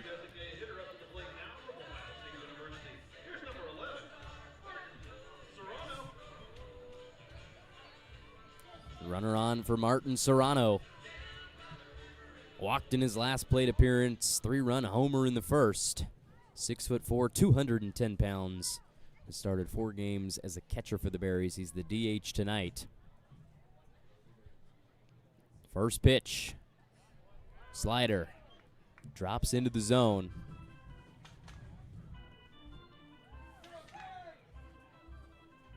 Matthew Major had to work his way back. He was down 0-2. Drew that ball you saw on your screen, and then a grounder to 3rd. Fitzgerald with the 0-1. Popped up out of play toward the parking lot. Watch out, everybody. There's that ground ball. Ferruta couldn't get his glove down to the turf. Ends up in the green turf in the outfield, and Major ends up safe at first. Counts 0-2 for Martin Serrano, the lefty. There goes Major to second. Fouled back up against the netting. Major's got to walk 90 feet back to first. Wind's picked up just a little bit here in the great city of Salem. Official temperature, if you trust the weather app, 63 degrees. The high today was 71. If you factor in the wind, it's 58 out here, but it doesn't feel like that, ladies and gentlemen. Take it from me. It's a perfect day to watch a baseball game. 0 balls, 2 strikes. Fitzgerald to the plate. Low in the dirt. Pfeiffer keeps it in front. Just received the official attendance from our general manager, Pat Zajac. 1,028 people in the ballpark tonight.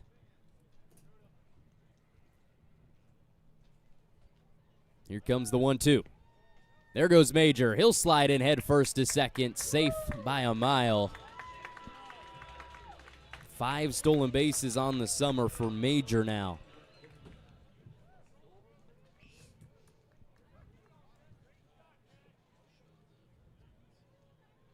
Count 2-2 for Serrano.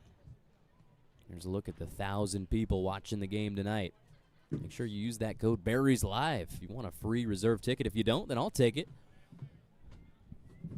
Except I think I've got the best seat in the house. Minuteman press box. Here's the 2-2. Stays down in the dirt. Berry trying to make an impact. Sitting behind home plate.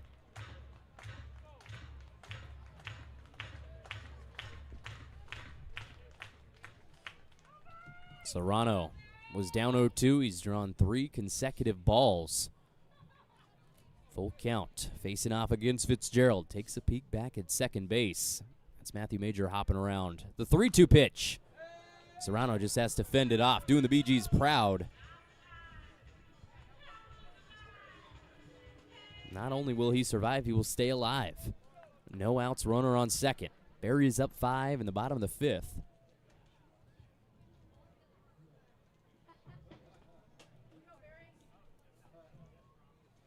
The wind blowing out toward left field now. There's a reason we've seen 2 home runs go to that spot. Pickoff attempt. Almost a disaster. Will Goodman had to go over and get it. If you're just coming in, tuning in about halfway through this one, it's the Bend Elks wearing the black caps, gold tops, and gray bottoms. Marion Berries in the clean all whites with the SMB white and purple.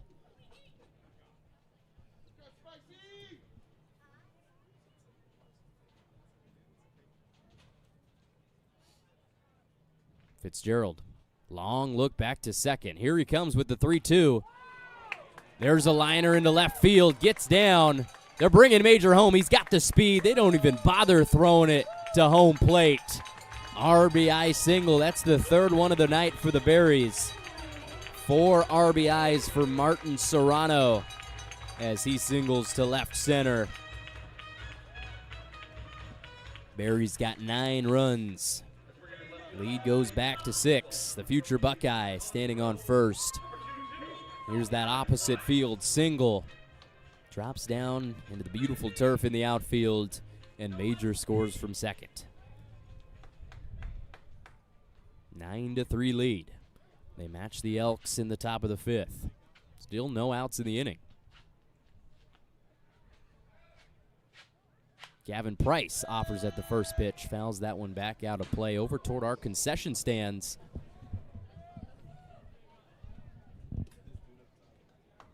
An ooh from the crowd. Hopefully everybody's okay.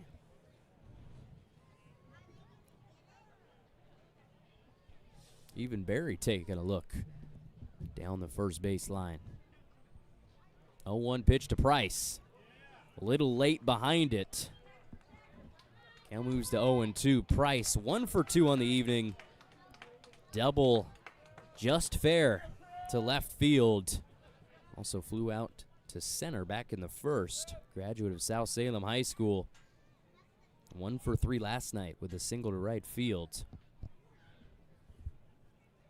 Payoff pitch. Gets his bat on it.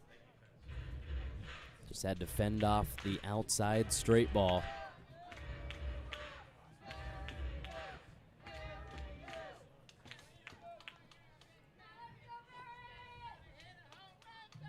Gavin Price has 2 South Salem teammates on the roster. Has played with a bunch of them through 5 games. Sawyer Nelson not here tonight. Another foul ball against the screen.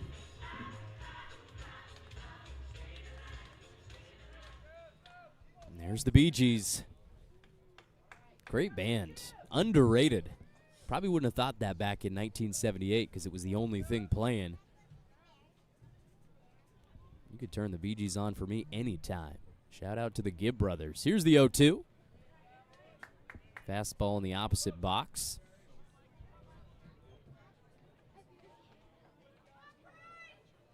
Price had 1 start for Louisiana Monroe in the spring.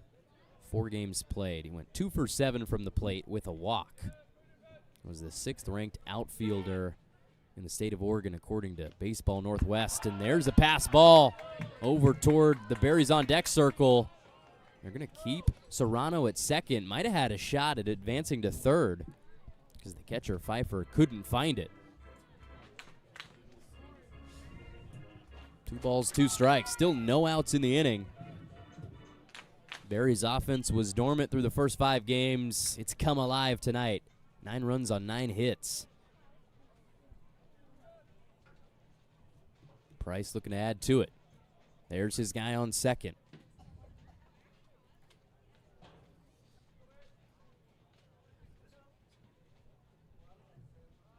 Away with the 2-2. Low in the Zert. Pfeiffer keeps it in front. There's that pass ball. Pfeiffer had no idea. Serrano thought about it. They held him up. That's Coach Tucker Brock manning third base.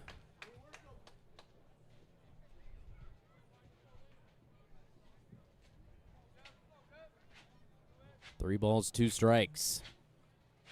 Here comes Fitzgerald. And he has walked Price. Was down 0-2. That's a great at-bat, working all the way and drawing the walk. 390 for him. We still got no outs. 2 runners on for the Berries.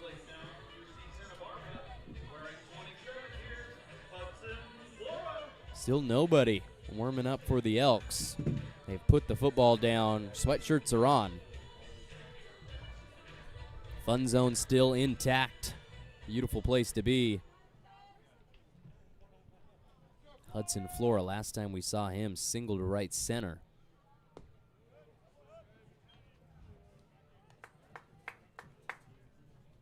He drove in Gavin Price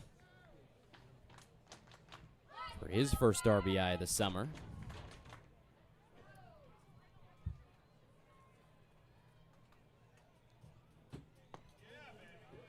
That's a curve right down the middle, evens the count.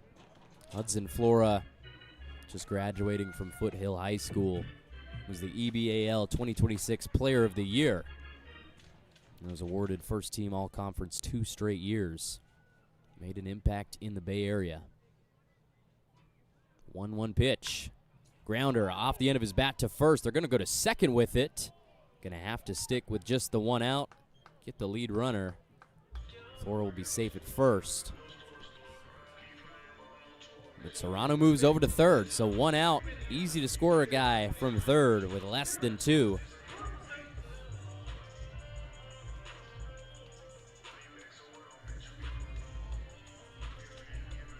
Gives us Taryn Carlson, who's 2 for 2 tonight. Single to right center and single up the middle. That was a line drive into center that scored a run.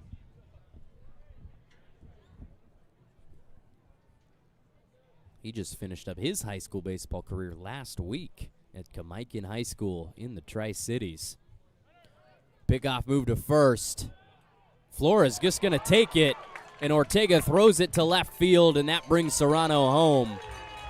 So disappointing for Carlson. He doesn't get to drive in Serrano, but a run scores for the Berries. That's their 10th. First time in double digits this season. Still a runner in scoring position. Hudson Flora was going on the first movement. Took second base. Probably weren't going to get him anyway, even with a good throw. But that one ends up in left field. There's the Bend Elks coaching staff. Alan Cox.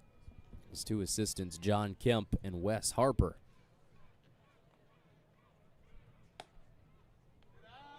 Breaking ball. Doesn't find the zone. 1 ball, no strikes to Carlson. 5'11", 205. The future Washington State Cougar said he loves it out in southeastern Washington. Had the opportunity to chat with him in pregame yesterday before his first start of the summer.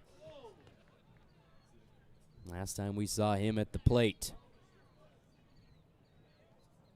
Fastball right back from where it came from. Almost took the hat off of Josh Johnson, the starter.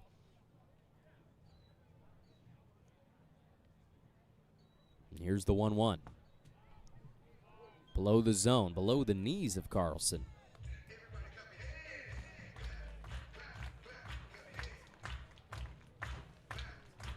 And there we go. Bend finally getting somebody warmed up. We saw him throwing the football. Long locks. That's Josh Mejia. Excuse me. Braven Nason was looking at the wrong guy. Josh Mejia, the former Berry. It'd be wild to see him back at the ballpark this summer for the rival team. Braven Nason, sophomore, standing 6'1". Could be the next guy we see on the mound. 3 balls, 1 strike to Carlson. Grew up in Kennewick, Tri-Cities, Richland, Pasco, and the former. Grounder to shortstop. Goodman gloves it. Throw to first in time. That's the second out of the inning. But Flora advances to third.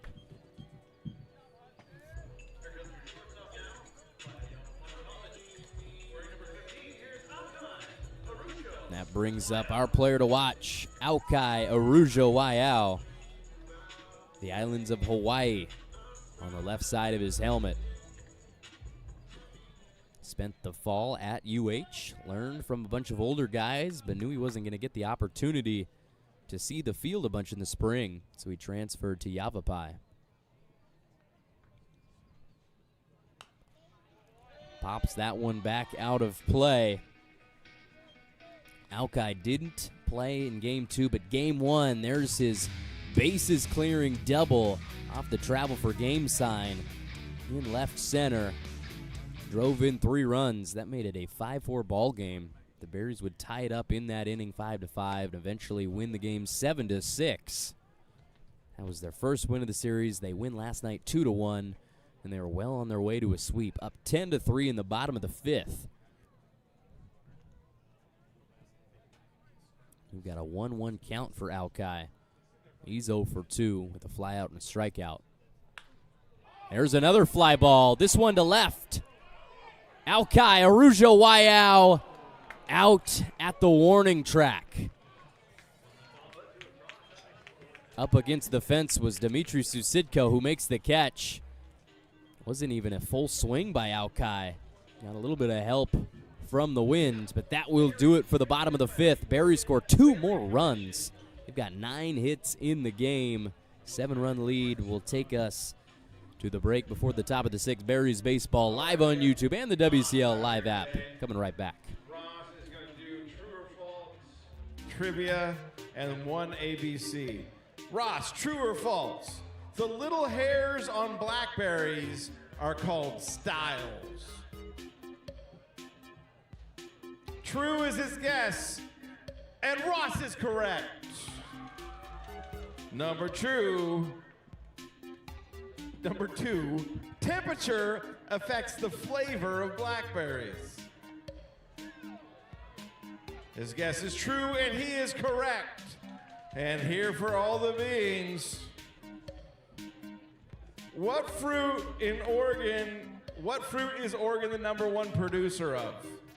Marion Berries, raspberries, or boysenberries? He guesses A, Marion Berries, and the right answer is C, boysenberries. Ross, however, is also the parental unit of this one. Audrey knew all those, Ross. Audrey knew them all. Welcome back, ladies and gentlemen, to Chemeketa Baseball Field. We've got a lot of action going on. Game 3s all around the West Coast League. Already mentioned Victoria, the Harbor Caps, beating the Riverhawks 6-2 earlier today. Portland down 7-1 against Port Angeles. We saw the lefties in the ballpark last weekend. Berries winning that series. Looks like the lefties are going to beat the Pickles 2-1. First pitch from Jake Dodge. We saw him pitch last night. He is back, relieving Dax Teixeira, who took over for the starter, Nate Shikori. Dodge not really throwing gas by any means, but he's hitting his spots, keeping hitters on their toes. Did a great job yesterday. Comes in with the fastball high and inside. Yakima Valley and Springfield down south. They're tied 4-4 in the bottom of the 6th inning. Nanaimo with a 1-run lead over Kelowna, as we've got a ground ball down the third baseline, rolls foul. Wenatchee in a matchup against the Bellingham Bells, two teams up near the top of the WCL North Division. The Apple Sox with a 2-0 lead. Corvallis in danger of being swept by the Walla Walla Sweets out in Washington. They're down 4-1. We've got a 3-2 count. Final game of the evening, Kamloops and Ridgefield up in southern Washington. That is a 6-2 North Paws lead. As we see a walk to start the inning, Deuce Sims. Great at bat for him. The Elks have started innings off strong, as evidenced by their 2 runs scored in the first. Only put up 1 run since. Not been able to capitalize.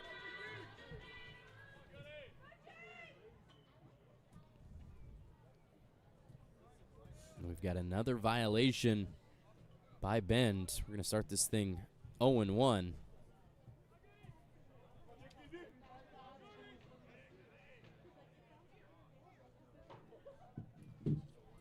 Will Goodman 1 for 2, single up the middle, and a pop out to left field.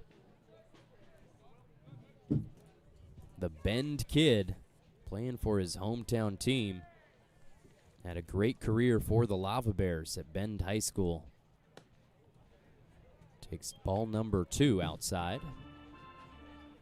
Intermountain Conference first team selection. First team All-State infielder and 5A OSAA All-Star, all as a senior for the Lava Bears. Batted .405 with 32 hits that year. Spent the spring at Pepperdine University down in Southern California. Did not play for them, but he will be going back. And that balk by Jake Dodge is going to send Sims to second.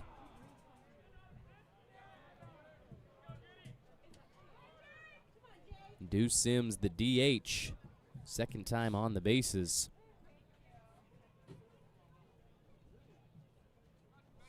.3-0 count. Here comes Dodge. Liner right back up the middle. Sims did not get a great jump, but they're going to send him home. Throw from center, cut off. Cale Barney, can they get him at second? No. I think it was close. RBI single for Will Goodman. That's his second hit of the series. Advances to second on the throw. That was a savvy play by a young player, Cale Barney. 98 off the bat of Goodman into center field. Berg throwing from center, cut off by Barney. Knows there was something going on. I think they got him at second. I think that's a missed call. Berries still up 6. As Jake Dodge misses low to start the at-bat against Kevin Ferruta, the third baseman wearing number 9.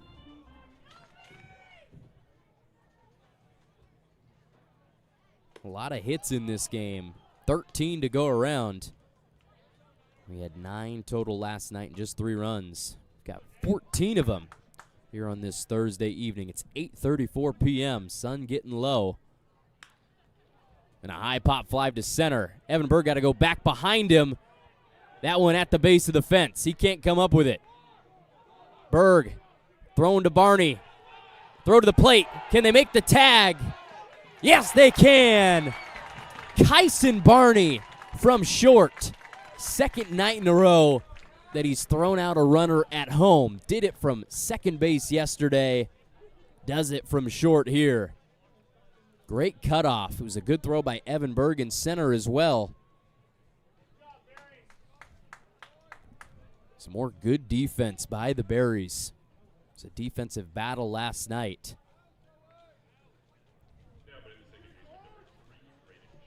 Double to center field by Kevin Ferruta. Outshined by the throw to home by Kyson Barney.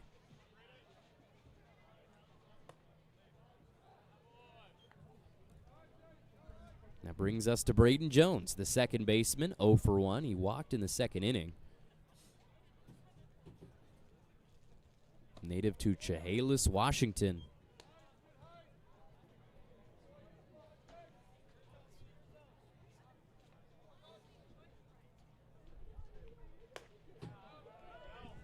Braden Jones didn't play in game 2. He was 1 for 3 in game 1 with a single. Also had a walk. 4th game of the summer for the Elks. And there's 3 balls and 1 strike in this count. Jones has spent 2 years at Tacoma Community College. And we have to see that throw again. Double over the head of Berg in center.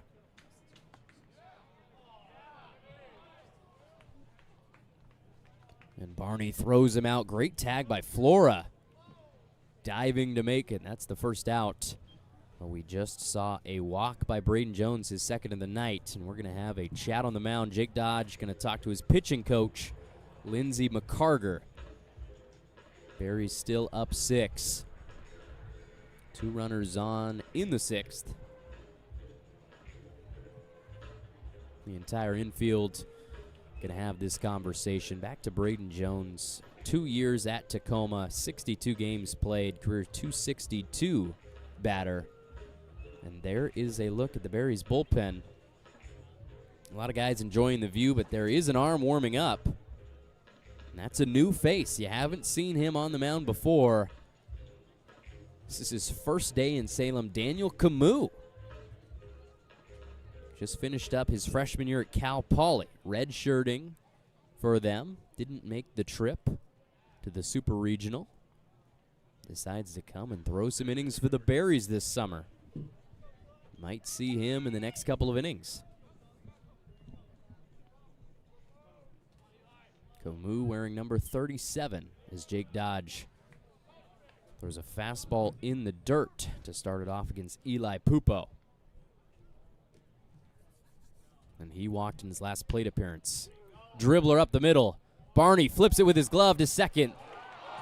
And the throw over to first would have ended the inning. Cale Barney got a little bit ahead of himself in and out of the glove. So we're going to have to settle for just 1 out at second base. That was a nice play made by Kyson.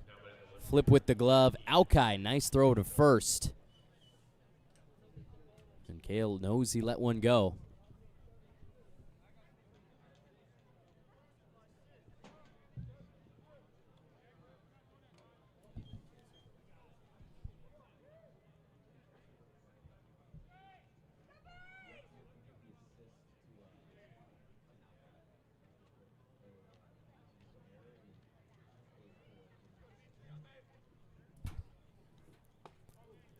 Fastball inside. We got runners on the corners with 2 outs for the Elks.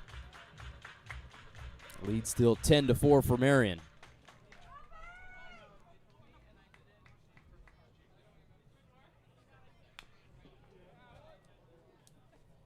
And that's a swing and a foul ball bouncing over the head of the catcher, Flora.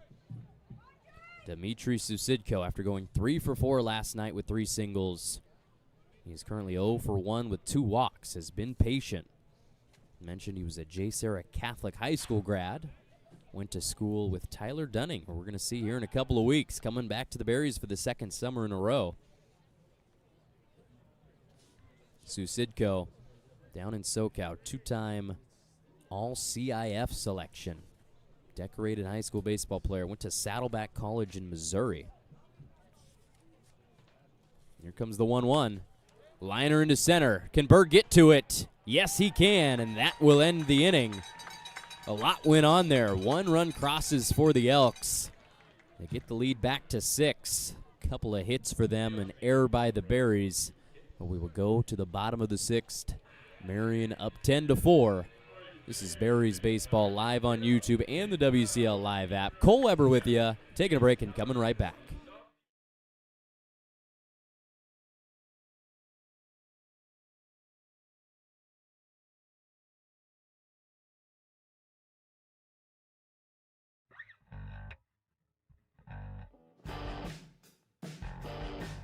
The final touches together ahead of opening night, but as you can see, all brand new synthetic turf and the real coup de grace, I would say, is all of our brand new seats that we've installed. So we'll have some hospitality decks in the corners as well by the bullpens, and of course our fun zone and our new inflatable wiffle ball field making its debut tomorrow night as well. And we also purchased a new smoker for our new barbecue concession stand, so we'll have tri-tip sandwiches, brisket sandwiches, barbecue pulled pork as well, and expanding off of our award-winning Marion Berries barbecue sauce. We're going to be having our first fireworks night on the 3rd of July here at the ballpark, and then on July 17th, we're also going to be doing a drone show for all the fans. Check out our promo schedule. Every single night there's something different going on, something different and unique for families.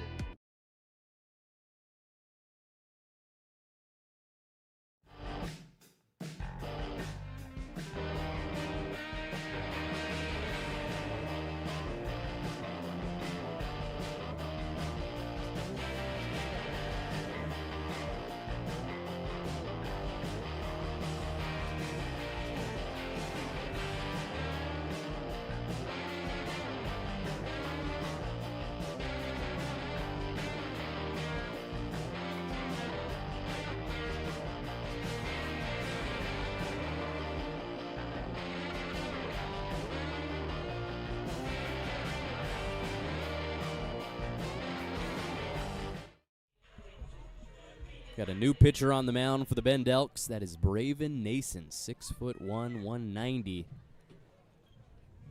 Spent 2 years at Skagit Valley Community College. He's from Bellingham. That was the site of the WCL 2025 All-Star Game. And the Berries have Evan Berg leading off here in the bottom of the 6th. Just made the catch to finish off the top half of the inning. Berg 1 for 2. Led off with a double to right center way back in the first inning. It was almost 2 hours ago. Here comes Nason. Goes with the fastball, 84 miles per hour. That misses low and inside.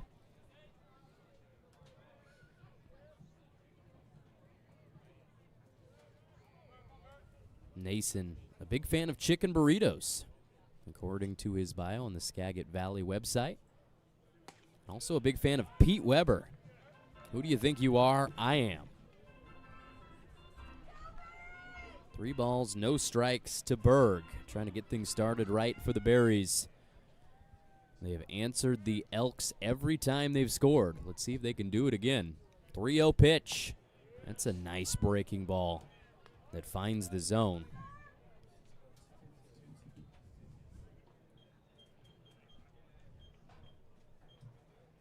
Count is actually 2-2 on the scoreboard.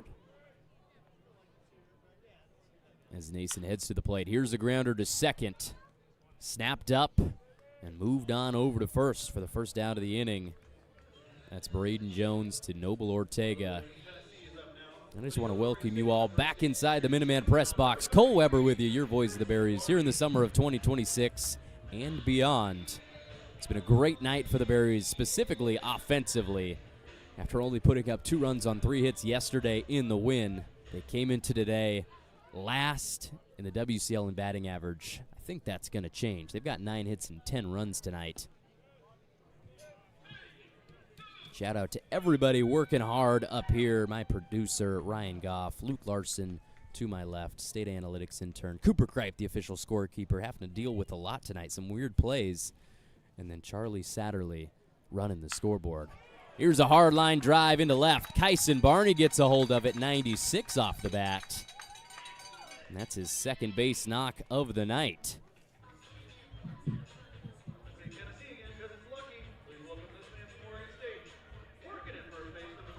Single to left field by Barney. He's found the bat after going 0 for 3 last night. He's also played really nice shortstop. It's been a couple great throws in 2 games, a couple smooth plays. Going to have a stacked infield when all the dudes get back this summer. His brother Cale swings and misses to start the next at-bat. Got to remember Andrew Moon, who's here at the ballpark, but just taking a little breather after playing 55 games for Loyola Marymount in the spring. He'll be back. That's a middle infielder. Tyler Dunning might be the next shortstop at UCLA. He's coming back here in the next couple of weeks. Got guys out the wazoo. Sawyer Nelson not here tonight. He's played great shortstop at the 6th spot over the first 5 games. 1-1 pitch from Nason inside. It almost caught the shin of Cale Barney. Barney 0 for 3, struck out swinging both to end the 2nd and the 4th innings. I have a feeling when he gets that first hit, the floodgates will open. Too powerful of a swing. 2-1, out in front of it. It's an 84-mile-per-hour fastball, some high cheese.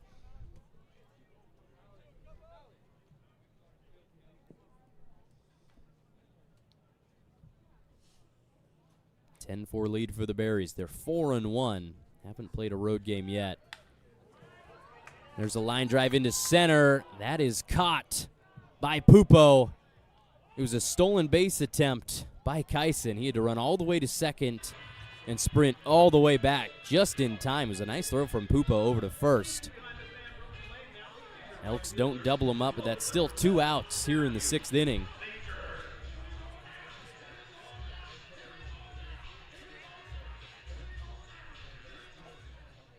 A fine hit baseball by Cale to the wrong spot. That brings us to Matthew Major. Takes a first pitch slider in the zone for strike 1. Major, an infield single in the 5th inning. A hard hit ball over to third base. The 0-1. Check swing.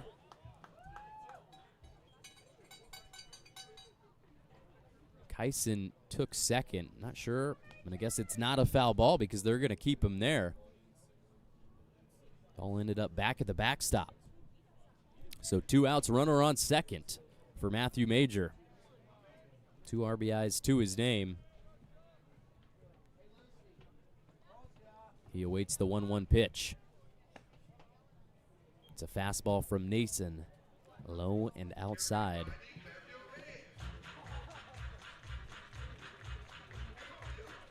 The wind is picked up, you can see, based on the flowing locks of Braven Nason.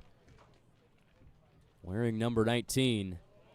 Goes back to the slider and gets Matthew swinging. Deuces are wild.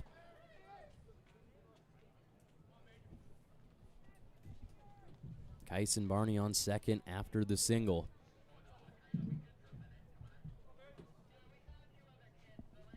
And here's the payoff pitch. Popped up into the air. That's over toward Verespi Field. Off the stands, down the first base line.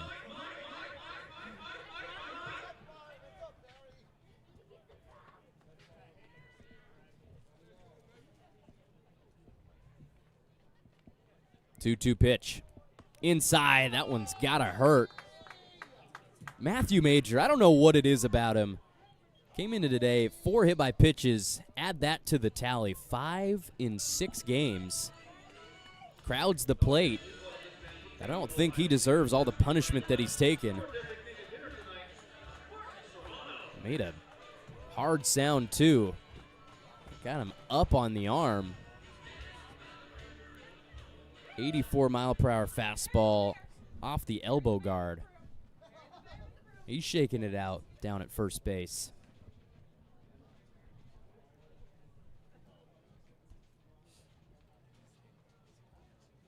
Noble Ortega, what's that look about? Eyeing Matthew Major. Look of indignation. So 2 outs, 2 runners on. Martin Serrano. This guy's come through before. He's going to stay on the left-hand side.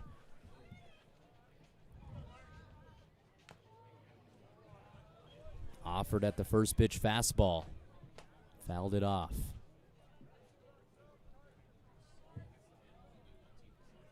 Serrano driven in 4 of the 10 Berries runs tonight. 2 for 2, a homer, a single, and a walk. Grew up in Pocatello, Idaho. Spent his freshman year at Oregon State University before heading to Iowa Western. That's where he was in the spring. And now will be taking his talents to Columbus, Ohio to play for the Ohio State Buckeyes. He's down 0-2 in the count. Nason to the plate. High fastball stays out of the zone.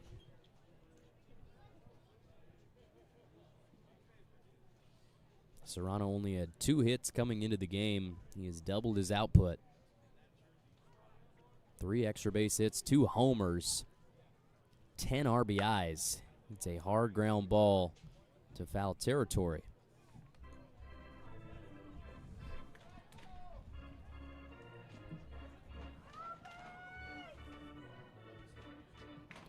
And that's Remy Darvavon going out to get it. And when today started, he actually led the WCL in wins. He's 2-0. The outside fastball moves us to a 2-2 count for Serrano. In the series, he's 3 for 6 with a single, a double, and a homer. Nason with the 2-2. Liner towards second. Throw to first. It will be in time. That's Braden Jones making the play and ending the inning. So the first time the Berries haven't answered after an Elks run.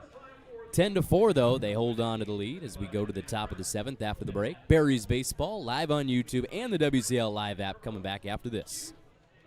Leroy, and you guys can learn about the game. Leroy?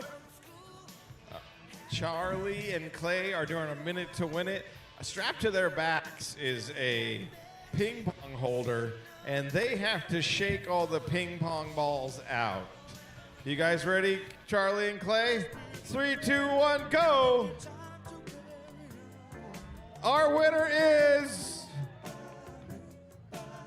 Clay! Our winner is Clay! Give it up for Clay! Whew, somebody has to pick up these ping pong balls. I'm gonna leave. Thank you, Minute to Win It. Not only do they sponsor that game, they're getting me the stickers for my obnoxious minivan.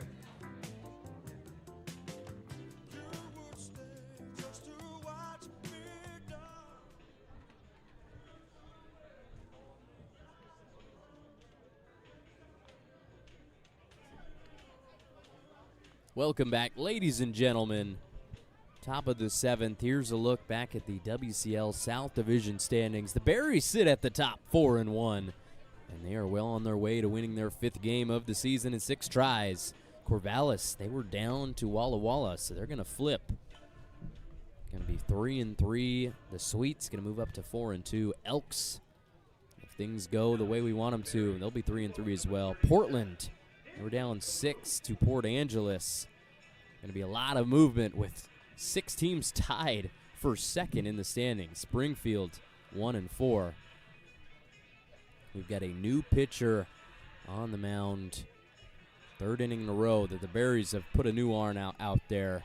That's Daniel Camus. I mentioned his first day in the city of Salem. Coming up from San Luis Obispo and Cal Poly. A San Dimas, California kid. 5'11", 195. Graduate of South Hills High School just last year. He helped lead the Huskies to the CIF Southern Section Division II title game as a senior in the Southern California Regionals as a sophomore in 2023. That same season, as a sophomore, he posted an ERA of 0.58 and was named the Perfect Game preseason All-American team prior to his senior year. Decorated high school player down in Southern California. He will take the reins here in the top of the 7th, up to 6th. We'll have Noble Ortega leading off for the Elks. Noble 1 for 3, singled in the first. It's grounded out and popped out since. And here's Camus, rearing back and going with the fastball, 88 miles per hour. That catches the zone. Klosek on deck, Pfeiffer in the hole. Right in the meat of the Elks order. Here comes Cale Barney. Gonna flip it over to Camus, who steps on the bag. A 3-1 ground out, starts the inning.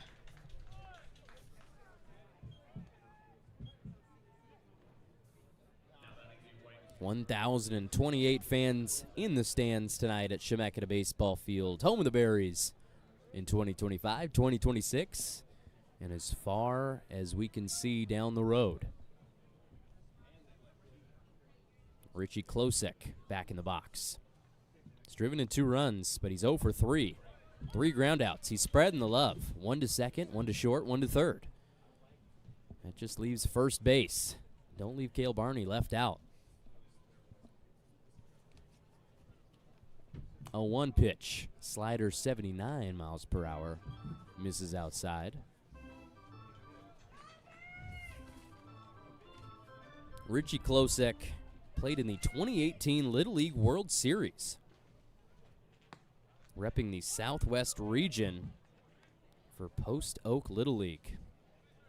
1 ball, 2 strikes with 1 out, nobody on.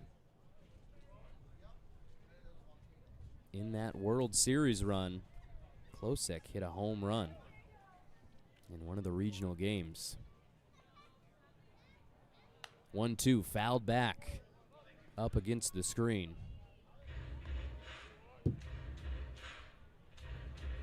In high school, Klosek 3-time All-Area selection, 2-time All-League, and 1-time All-State down in Texas. Here comes Camus with the 1-2. Swing and a miss. Got him. 2 down here in the top of the 7th. Nice breaking ball from the Cal Poly pitcher. Dropped into the zone. Klosek over the top of it. Nothing but air. And here's the cleanup batter, Isaac Pfeiffer. 0 for 3 with an RBI to his name as well. Check swing. They say he goes around.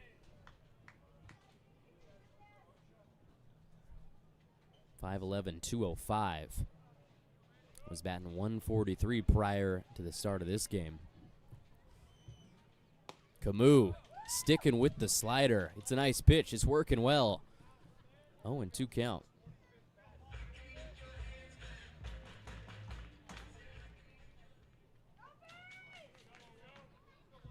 First time seeing Camus. Got the red glove on.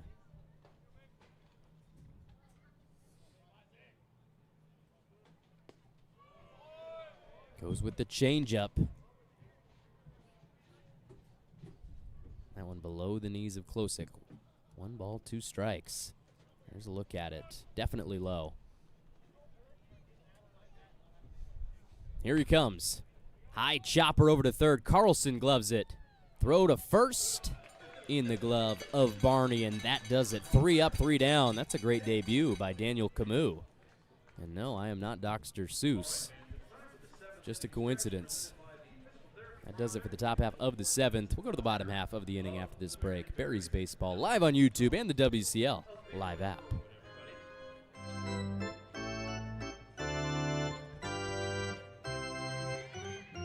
Take me out to the ball game. Take me out to the Cracker Jack. I don't care if we ever go back, for it's root for the Berries. If they don't win, it's a shame, for it's 1, 2, 3 strikes, you're out at the old game. I got way off at the end. I got way off.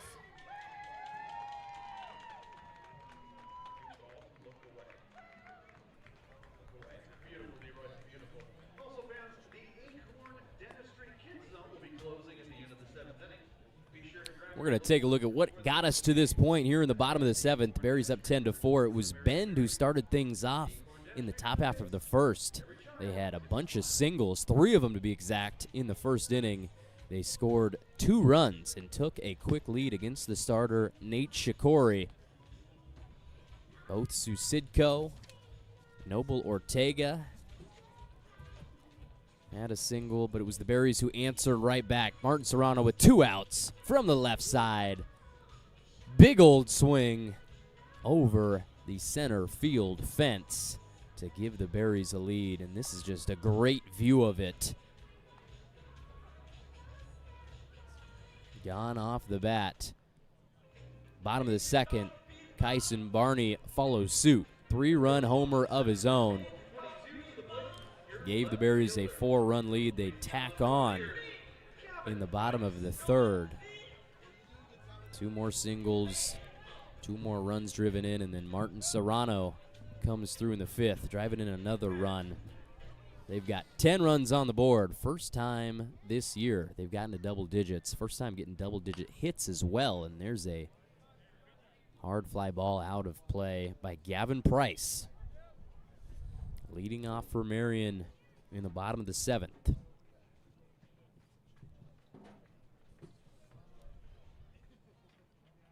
Got a new pitcher on the bump.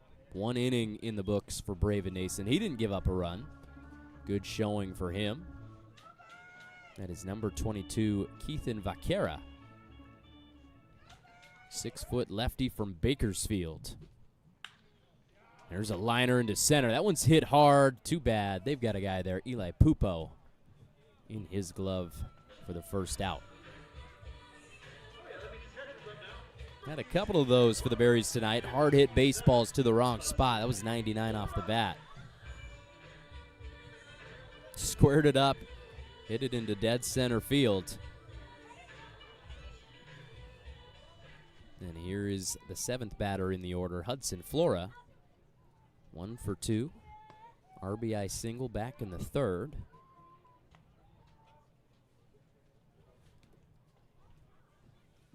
Second game in a row starting behind the dish. He's going to hit a line drive. This one to left.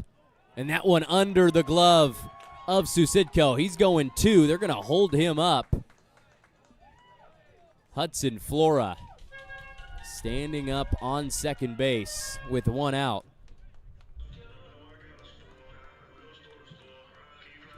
That's an error by Dimitri Susidko. I was about to say 2 balls hit hard right at outfielders, but Susidka can't make the play.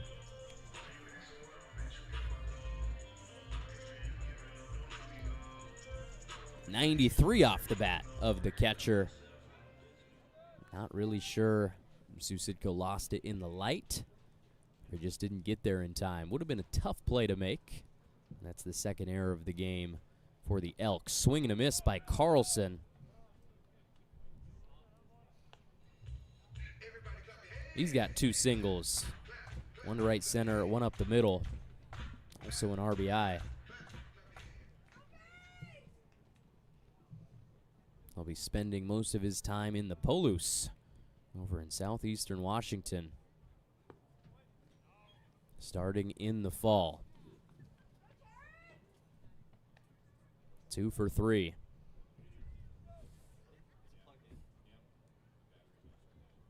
One ball, 1 strike. We've got 1 out. Runner on second. Hard line drive. Just misses head coach Tucker Brock. Second season, the first coach in the Marion Berries short history. Led them to the playoffs in year 1. And it's a testament to him and his coaching staff. There's a bunch of guys who wanted to come back for year 2. He brought back Kevin Moffitt, Lindsey McCarger, and a new addition, Logan Hatley, pitching coach at Western Oregon.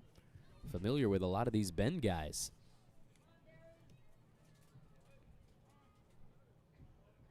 Timeout called by Carlson, steps out of the box, collects himself.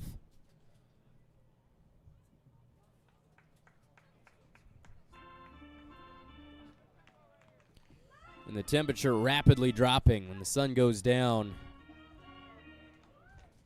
The sweatshirts come out, both sides. Bend, they've got the white ones on. Berries in our dugout, black sweatshirts on.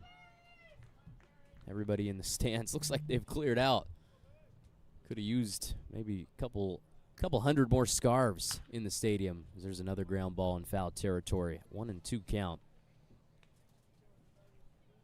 Second appearance of the summer for Keithan Vaquera.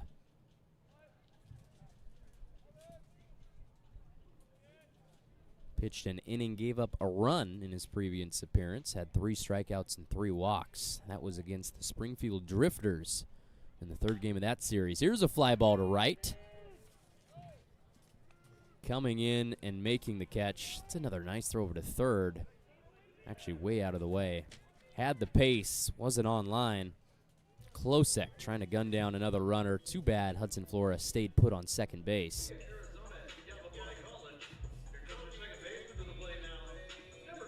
Sun just going down behind the trees. Shout out to all you fans tuning in. This is why we do it. Let's Go Berries is right. Panda Apples 303. You've got the right idea.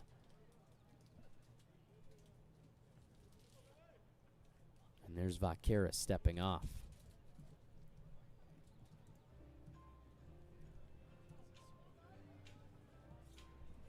Mound visit. Pfeiffer going out and having a chat. Shout out to my guy, Joe Seibert. See him sitting down the first baseline. Got himself a scarf. Big soccer fan. Bringing the family. Appreciate all the love.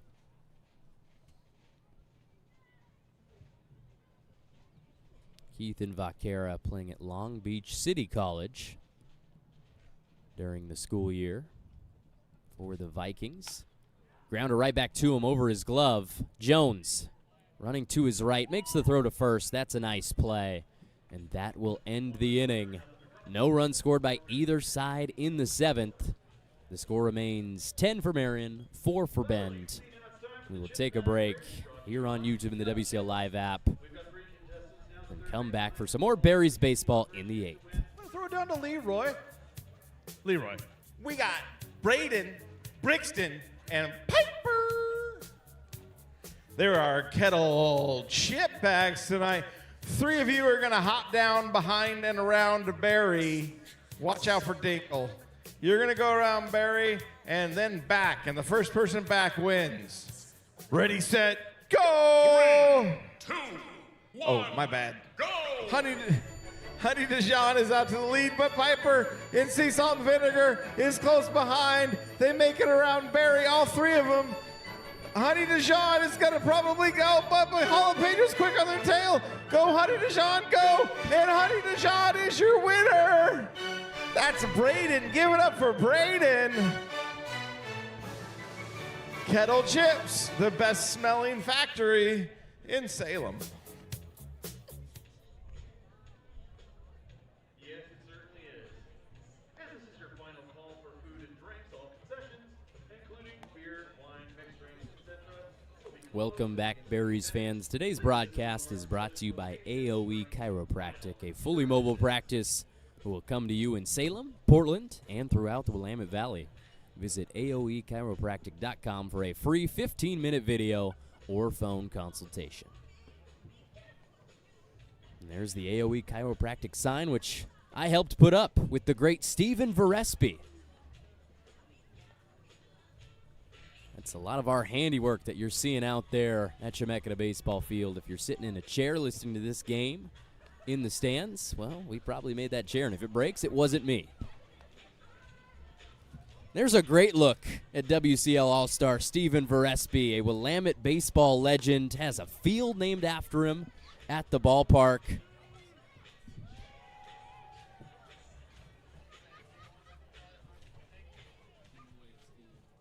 And there he is on your screen. He's getting out of the limelight. This is not a guy who wants any of the spotlight. Thumbs up from him, Stephen Varespi.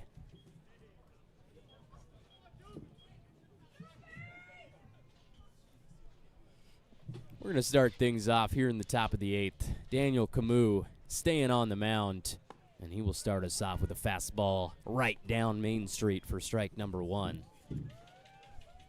That's the lefty Deuce Sims in the batter's box. Going to be a redshirt sophomore at Central Alabama Community College. 1 for 2 with a single in the infield. That was that grounder down the first baseline all the way back in the first inning. Sims, a graduate of Owensboro Catholic High School. Leaves a fastball low and in the dirt.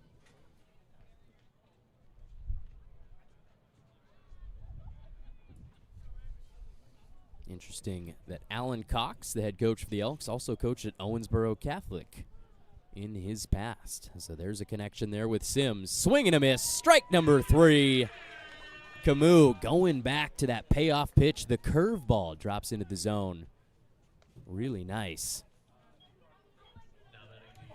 We've got an out here in the 8th.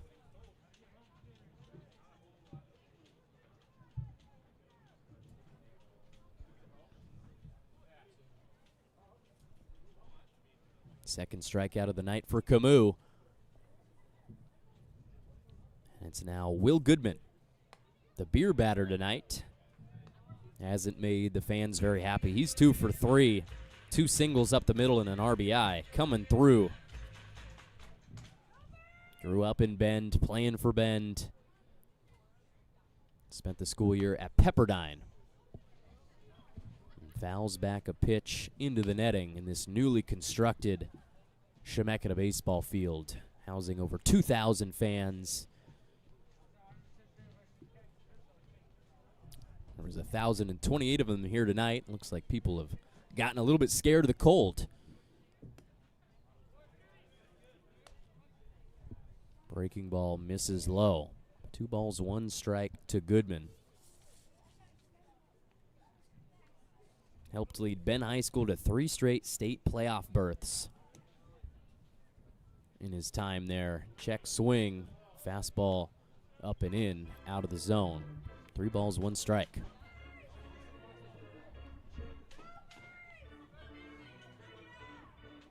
And is now 59 at the ballpark. Feels like 53 with the wind blowing at 8 miles per hour. There's the first walk of the summer for Daniel Camus. Puts Will Goodman on first.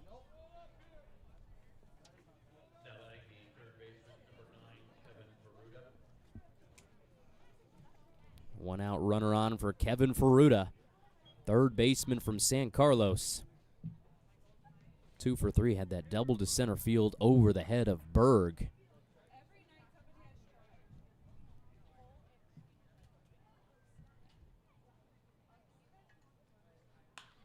He's going to hit it back to center. This one shallow, and Berg comes in to get it from his spot.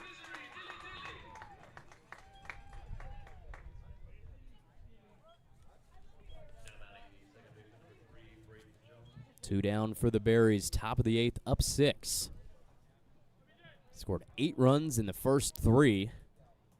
The Elks, after scoring 2 in the first, went dormant for 3 innings, tacked on 1 in the 5th, 1 in the 6th. A loss would drop the Elks to 500. Swing and a miss. Braden Jones chasing. That's an outside changeup.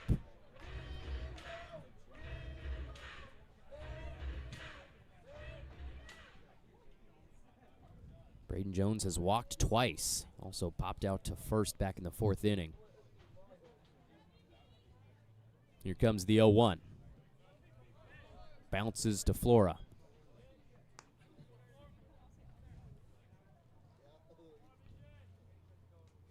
Braden Jones for Tacoma Community College in the spring batted .244. He had 19 hits and 78 at-bats. A double and a homer. Also drove in 21 runs as he fouls that one over toward the left.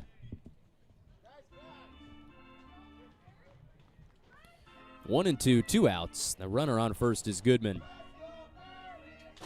Late inning baseball. Berries with a big lead.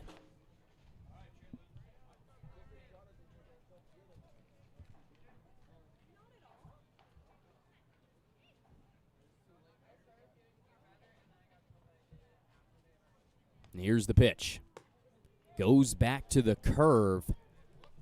On the track man, it caught the zone. Derek Dunbar says, no, we're going to have to stay here for at least one more pitch. Deuces are wild. It's a sad day. We see the fun zone being deflated in Verespi Field. We're going to have to wait until Tuesday when the Berries host the Primo Canes, their feeder team. First time seeing them on the screen coming up on June 9th. Another breaking ball misses outside. Full count. to Braden Jones, the Chehalis, Washington native, and we put that on the screen, and it just makes me sad. The bouncy house, the slide, all gone until we come back here on Tuesday, 6:35, first pitch against the Primo Canes. Make sure you show out. 3-2 outside. Camus lets him get away. 2 base runners for the Elks, both of them on with walks.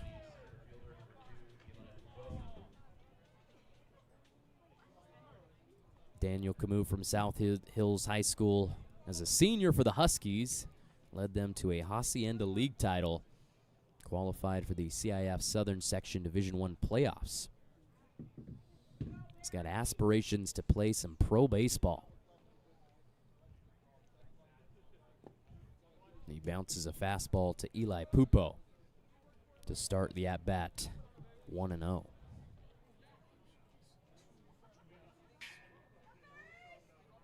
Same type of story that we saw yesterday. Neither team yesterday could come through with the runners in scoring position. That has obviously changed for the Berries. But Ben, 2 for 12 with runners either on second or third. It's Will Goodman taking a lead at second base. Eli Pupo. Got Porter Potties on the mind. He's 0 for 1. There's a sac bunt and a walk. 2 balls, no strikes.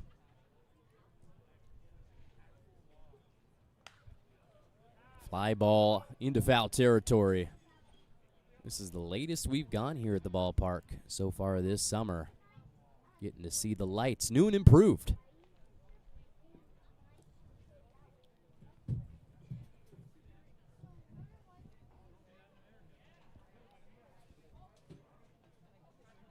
Camus looks back to second, heads to the plate.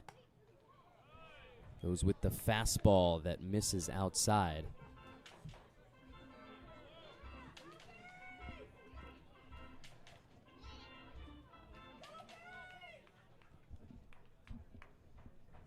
Three and 1. 2 runners on. A walk would load the bases. Camus bounces it. And we've got a situation here in the 8th. Bend has loaded the bases. And we're back to the top of the order. 3 walks. Got somebody warming up out there, and no way. David Roberts back with the Berries for the 2nd summer in a row. We just shouted him out on Sunday against Port Angeles. Got the win in St. Mary's, walk-off win over UCLA in the regional.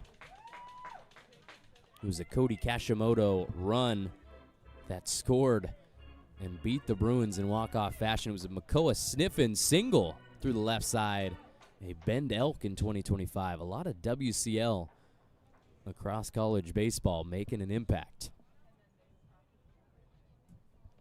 David Roberts warming up, the lefty. Actually made the drive up to Salem from California today.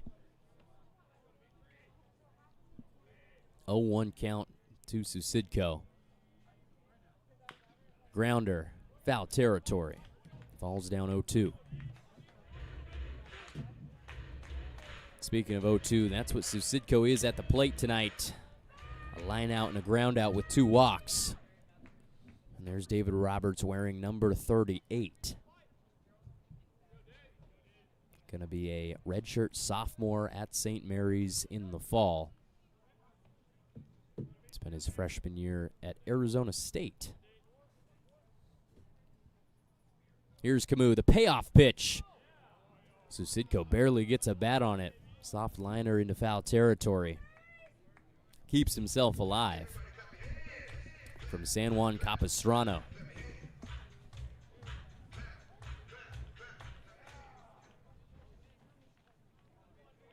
Brave fans weathering the cold.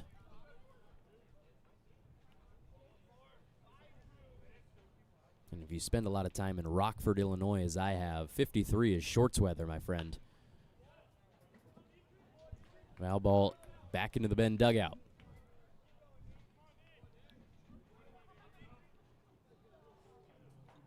Bend heading to Walla Walla for their next 3-game series, sticking in the WCL South. The Berries will go on the road for the first time this summer to take on the Yakima Valley Pippins.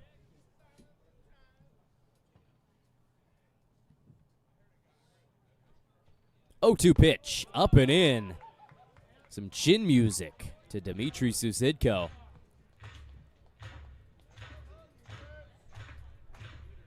Camus trying to brush him back from the plate.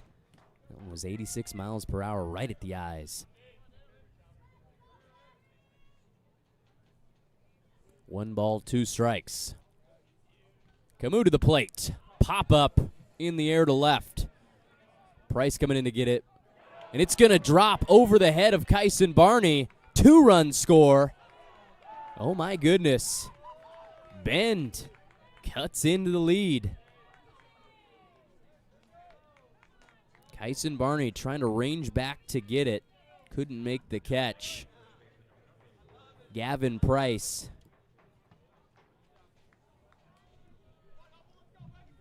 We're going to take a look at it. That would have been a tough play to make. That's a single for Dmitry Susidko. Scores 2 runs. Just like that, it's 10-6 here in the 8th. Camus was great in his first appearance. He walked 3 batters here in this inning.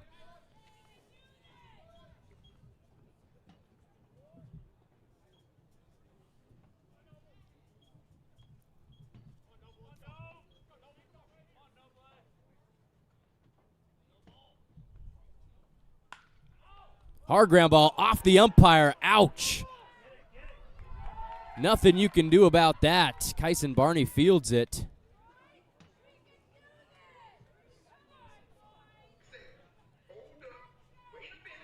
Got him in the thigh. That is our bases umpire, Perry Schofield. That's unfortunate for the Berries because another run crosses the plate. Don't see that very often. Usually umpires get out of the way. It was going to be hard to do that. 90 miles per hour line drive straight into his leg. Might have been a base hit no matter what. Ouch. Laid flat on the ground. With 2 outs, runners on the corners. After the RBI in. Nice 2-strike pitch. Slider low and outside. Klosik holds. 1 ball, 2 strikes. Sophomore from Houston, Texas. 6'1", 206 pounds. Not 207, not 205, 206. That slider's belt high inside. Evens the count at 2 apiece.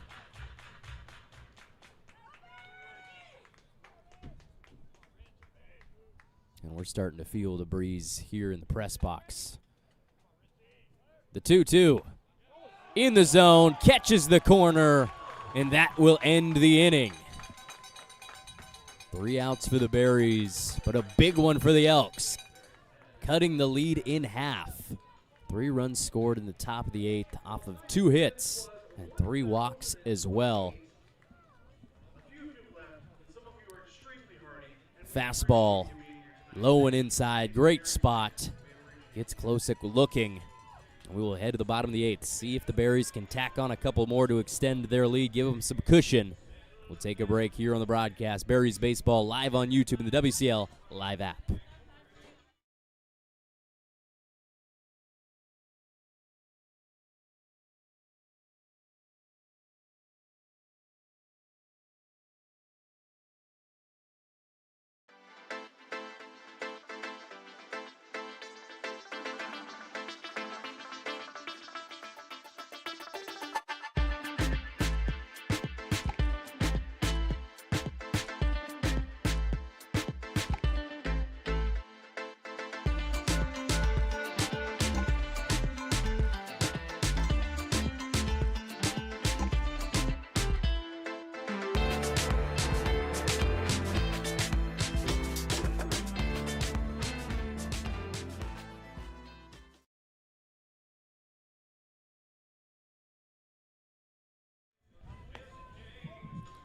Welcome back, ladies and gentlemen. Bottom half of the 8th. Berries up 10-7. They led 8-2 through 3 innings. Put up 3 in the first, 3 in the second, and 2 in the third. It was Serrano and Kyson Barney both coming through with 3-run home runs. And early in this game, it was the Bend Elks scoring all of their runs on outs. They changed their fortunes in the 8th, putting up 3 more runs to make this thing interesting. It becomes paramount for the Berries to either add some runs or make it quick in the top of the 9th. Let's see what Evan Berg can do leading off. First time playing center field this year. First time batting first. He's 1 for 3 with a double and a walk. And that is Keithan Vaquera, who starts us off with a breaking ball outside. 1 ball, no strikes. Nobody on to start the inning for Berg.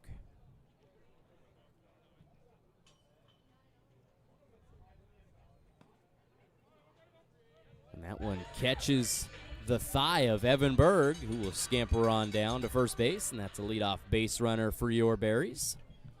And Barney, number 1 for the Senate. It's your shortstop.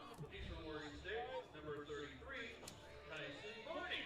Kyson Barney saw him single to left field in his last at-bat. As we see the fastball come into contact with Berg.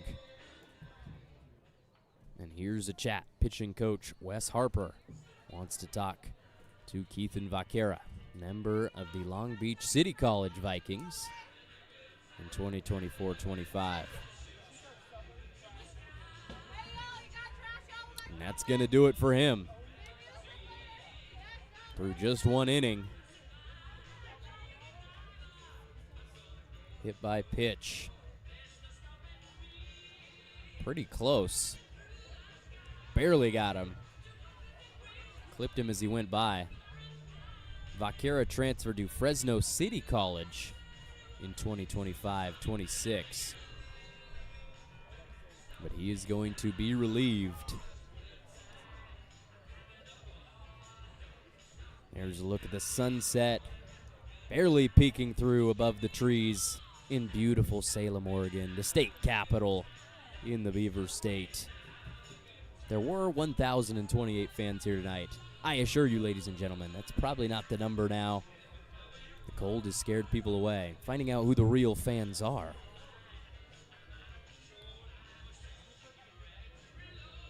And the new pitcher on the mound for the Elks, wearing number 45, is Josh Jackson.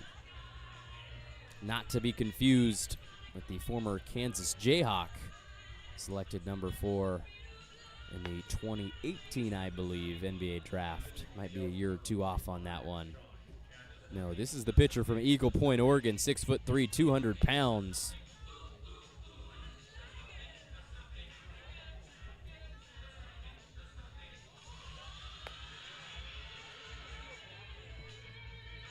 Jackson playing his baseball at Umpqua Community College.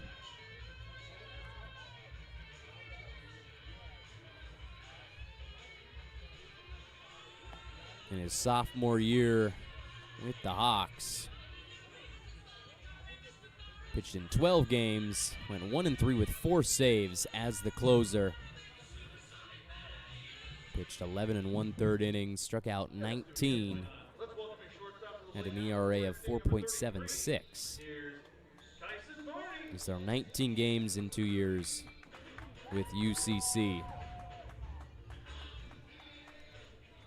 And he is tasked with taking the reins and facing off against Kyson Barney. 2 for 4 with 3 RBIs. First home run of the summer came in the 2nd inning. And we got a sidearm from Jackson. Throws that one across his body into the opposite batter's box.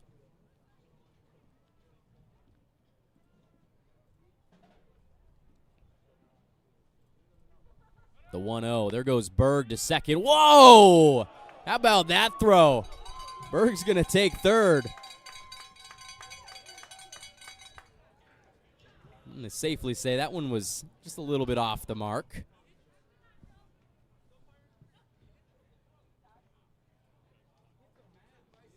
Slipped out of his hand. There are complaints from the Bend dugout saying it was umpire interference. There had to have been a reason why that happened. Pfeiffer didn't make any indication that he came into contact with Dunbar. And that ball ended up in right center field.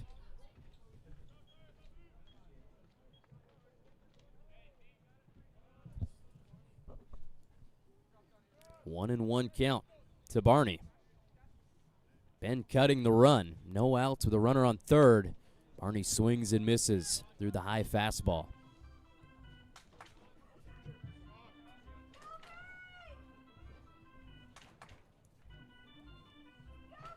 He'll be headed to Oregon State University in the fall, continuing that pipeline.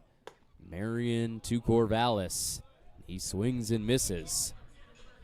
First batter faced for Josh Jackson, struck out swinging.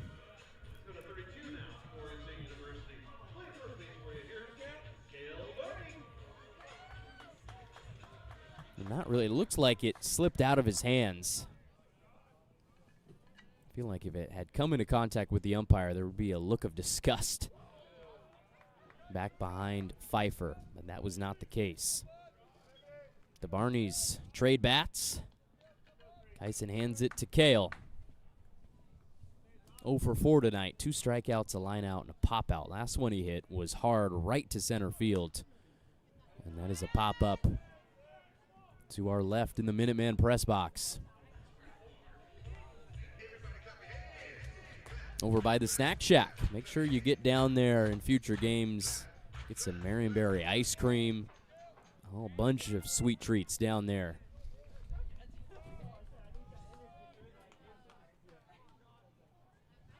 And here comes Jackson with the 0-2.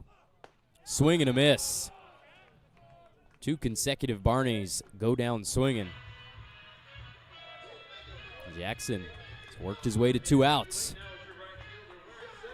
The Elks infield backs up, and it's Matthew Major coming to the plate. 87-mile-per-hour fastball right above the bat of Cale Barney. Major spits on a first pitch fastball outside. He's 1 for 2. And his 5th hit by pitch of the summer. He was walked in the first inning. Single to third base in the 5th. And he swings and misses. Jackson has it going. Fastball consistently sitting right around 87. Looking to continue his college career at a 4-year in the fall, the 2026-27 season. His 1-1 misses. Put a little bit extra on it. Reading 8-8. Matthew Major heading back to Tulane for his 2nd year in college baseball, the graduate of Pro 5 Baseball Academy. Waits for the 2-1. He'll offer. And Josh Jackson, he's just going straight heat. He's thrown 4 consecutive fastballs.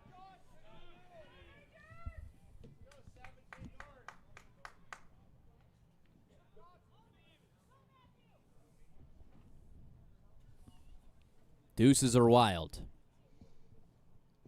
2-2 pitch. Grounder up the middle. That's going to get through. And the Tulane guys drive each other home. Matthew Major, RBI single. Hits it right back from where it came from. 101 off the bat. And Berg will slowly trot home from third.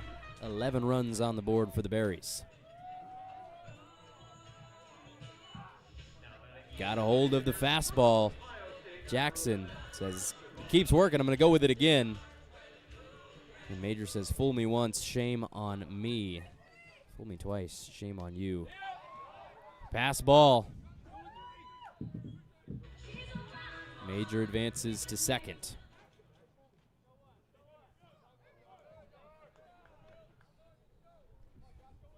"11 hits for the Berries. Came into tonight with 26 on the season.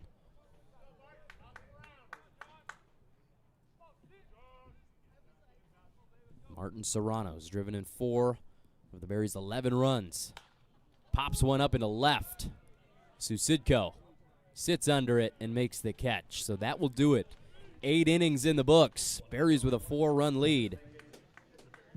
Ben will try to extend this game and the series. They're down 2-0, trying not to get swept. Going to have to find out how it ends after this break. Berries baseball live on YouTube and the WCL live app. Cole Weber coming right back.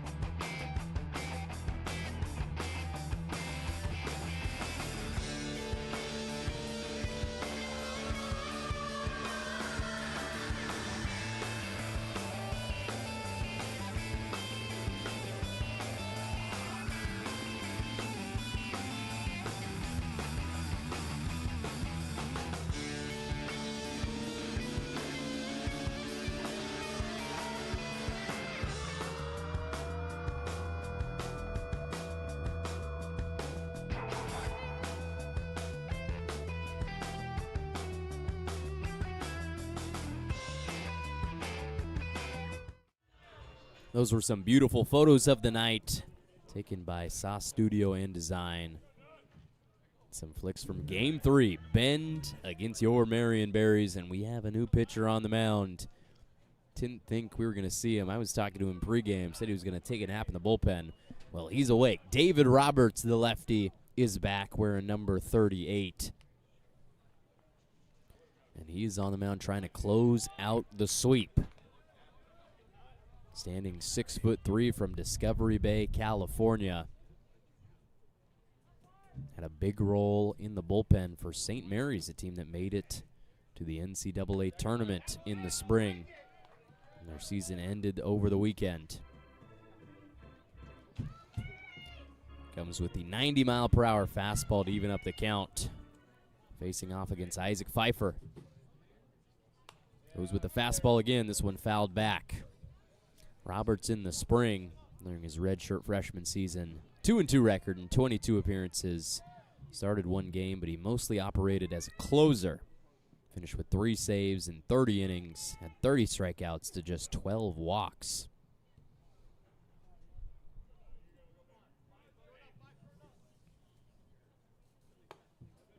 Goes back to the fastball. That one misses high. Evens the count at 2-2.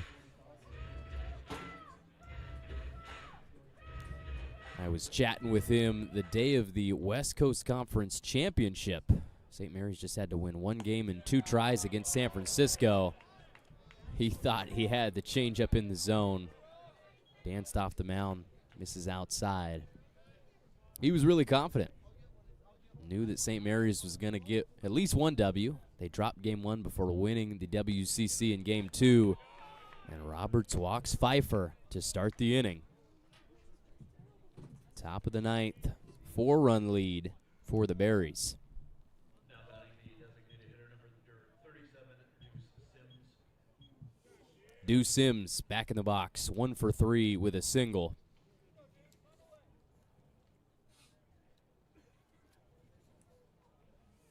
After playing 2 years at Central Alabama Community College, he will be going to Midway University next year. Played 2 games for Bend in 2025, but also played a bunch of games for the Bend Bucks, their feeder team.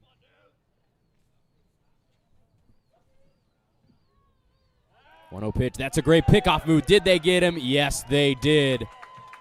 David Roberts. Wait a second. Wait a second.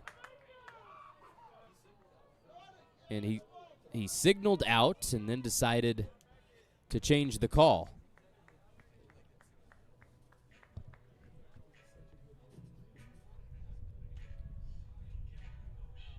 They're calling it a balk. They said Roberts was moving toward home plate when he threw over to first.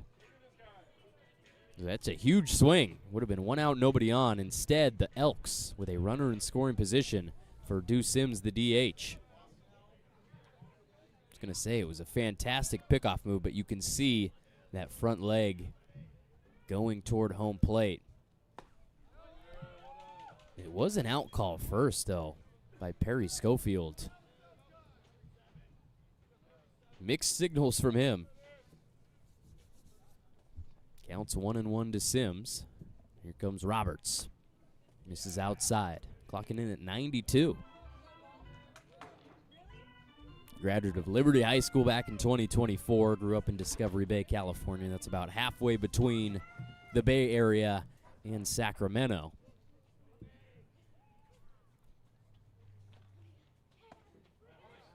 Painting that outside corner. Great pitch. Evens up the count. Roberts was the 6th ranked lefty in the state of California coming out of high school.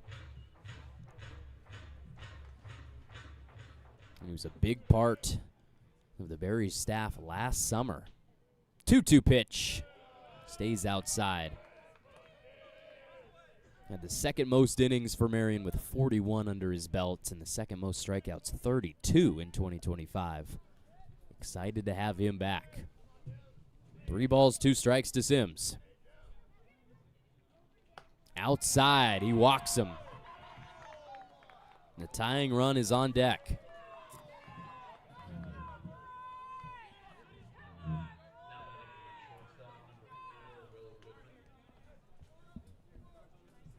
Suspense picking up here in the top of the 9th. Hopefully you stuck around. Can't say the same thing about the people in the stands. Will Goodman back up. He walked in his last at-bat.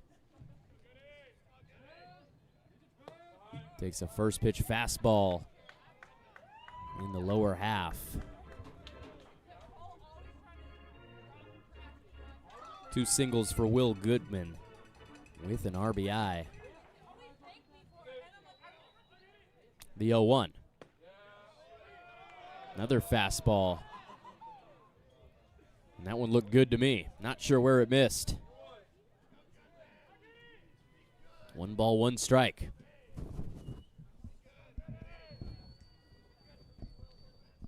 Roberts to the plate. He's consistently throwing fastball. He's behind Will Goodman, trying to be patient.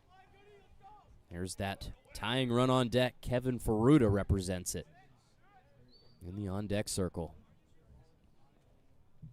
Berries up 2-0 in the series. A win would give them their 5th in 6 tries. Here's Roberts. Swing and a miss. That evens the count.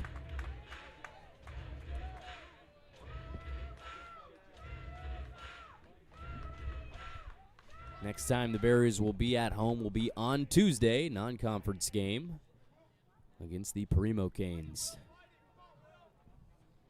2-2. That one inside just misses. The zone's getting real tight here late. 3 balls, 2 strikes. Making Roberts earn it. Had 3 consecutive full counts. Here comes the lefty.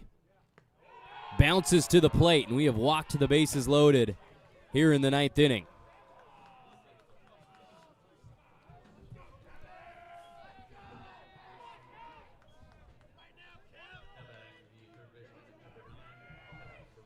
Winning run in the box. Excuse me, tying run. Winning run on deck Ferruta, the 5'10", 200-pounder from San Carlos. 1 for 4. He's flown out twice, grounded out. Has that double to center field. Sits on a fastball. Another one really close. Roberts can't catch a break. Just got out of his car after making the long drive up from the bay.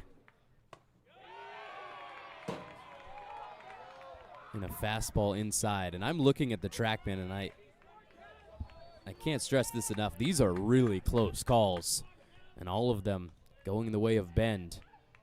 2-0 pitch. That one's in the zone, but it's swung on by Ferruta. Gave it his all. Came up with nothing but air.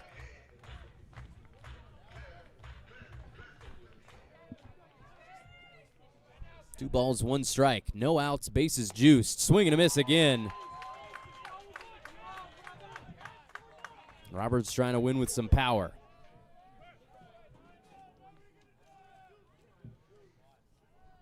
The winner of this game will hold the all-time series lead 5-4. Here's a pop-up, foul territory. Cale Barney jogs over there, but it will be out of play. Bounces over toward where Varespi Field used to be standing. 11-7, top of the ninth. 2-2 count. Runners on base are Pfeiffer, Sims, and Goodman. I really hope you stuck around on the broadcast. Cole Weber with you. I'll be with you all summer. 2-2 pitch. Flown to right. Matthew Major going back to get it. Off his glove.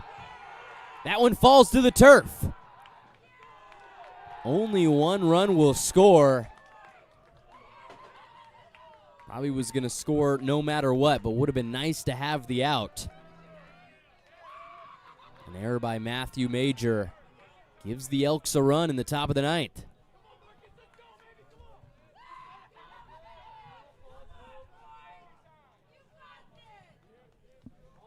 The lead is now 3, 11-8.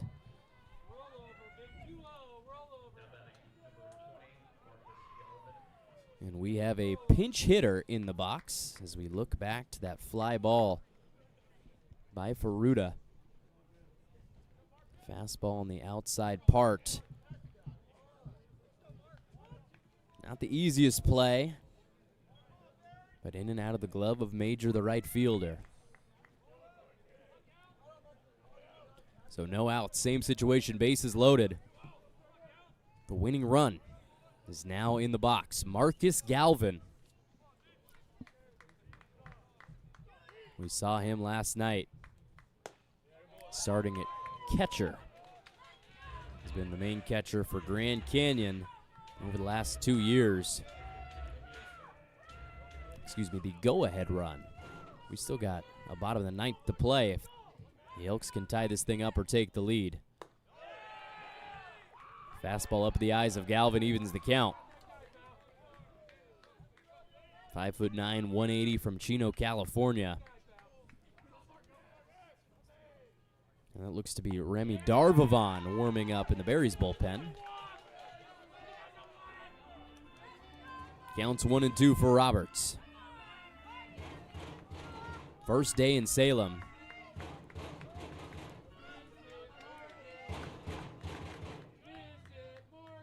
Here he comes. Off the handle toward his own dugout. Keeps himself alive.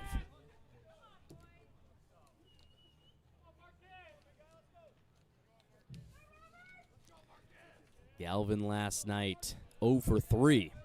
Did reach on a hit by pitch. 2-strike pitch from Roberts.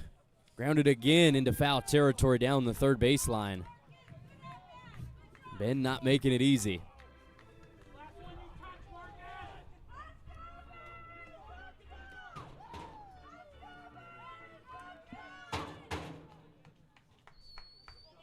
The fans in the stands, no, we can't really see them. They're getting rowdy. You can hear them. All bundled up there. Hopefully the scarves are helping here on World Cup night. 1-2 pitch. Outside, evens the count.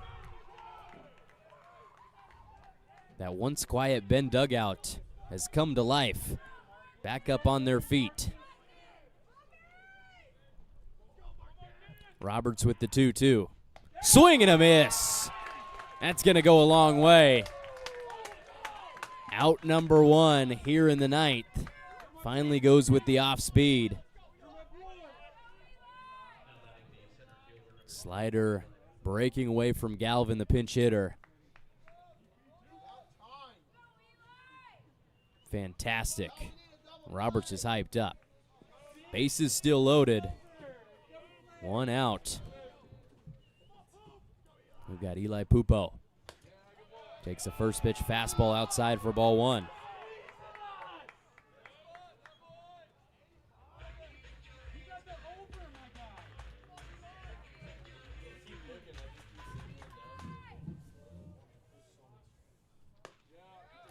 Almost the same pitch, but this one finds its way. Eli Pupo 0 for 1, reached on a fielder's choice. He's been walked twice and laid down a sac bunt way back in the 2nd. Line drive over the netting, out of play. Counts 1-2. Can David Roberts get himself out of the jam he's put himself in? Berries already have the series in the books. They're trying to secure the sweep. 1-2. Fouled back. Pupo is doing the BGs proud.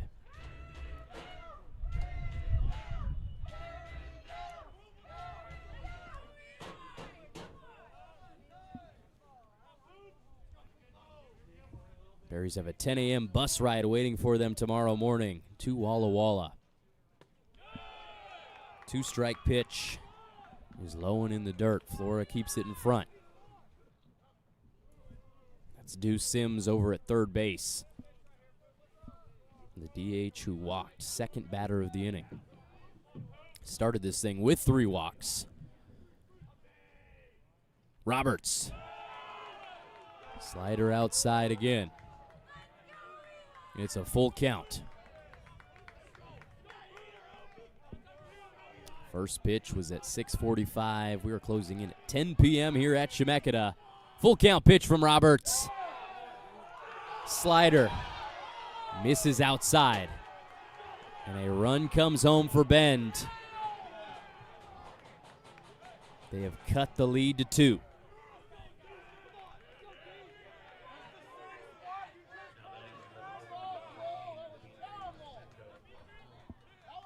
And we're at the top of the order. Lindsey McCarter, the pitching coach, will come on out and have a chat with his team. Now to settle the nerves. 1 out, bases loaded.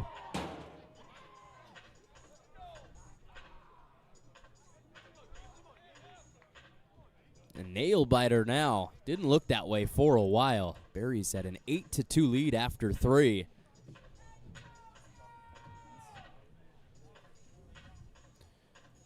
A lot of those runs came in early innings, courtesy of Martin Serrano and Kyson Barney. Serrano, the 3-run shot with 2 outs in the 2nd. And then Barney, next inning, does the same thing, almost to the same spot.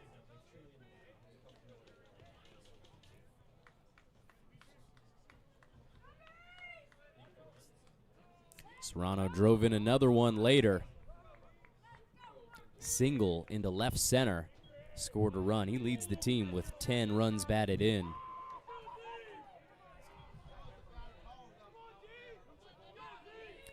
And here is Dmitry Susidko.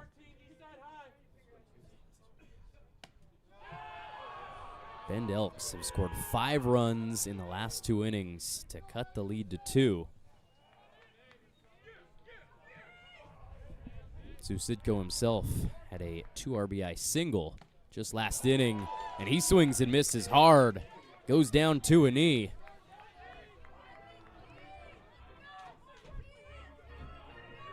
One ball, 1 strike. Roberts just 1 ground ball away from getting out of here.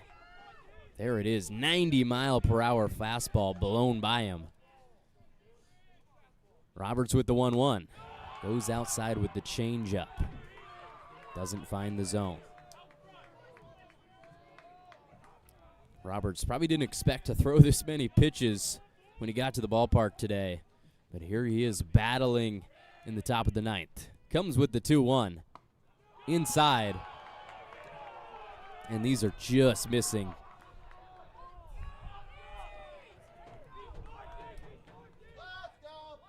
Umpire crew tonight, Derek Dunbar and Perry Schofield.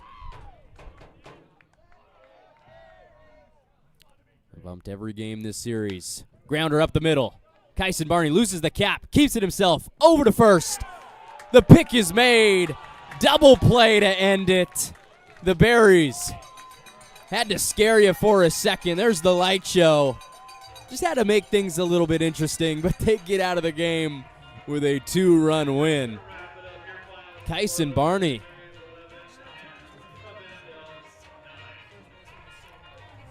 Jake Dodge giving the shoulder massage to David Roberts. How about that? Makes the drive alone from California. Comes on up. 4-run lead in the ninth. Loads the bases with walks to start. Fly ball to right is dropped.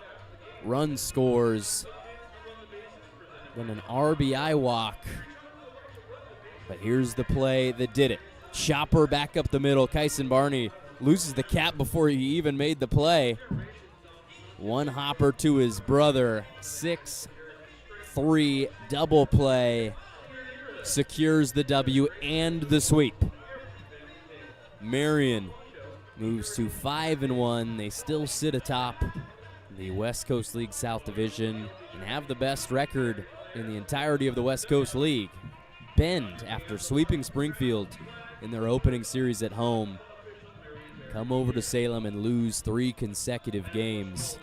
They fall 2-3-3.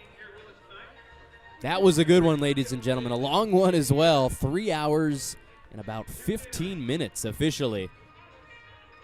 11-9 win. A lot of hits to go around. 11 for the Berries, 7 for the Elks. Ended up with 5 total errors. It was clean for the first half. Things got hairy at the end.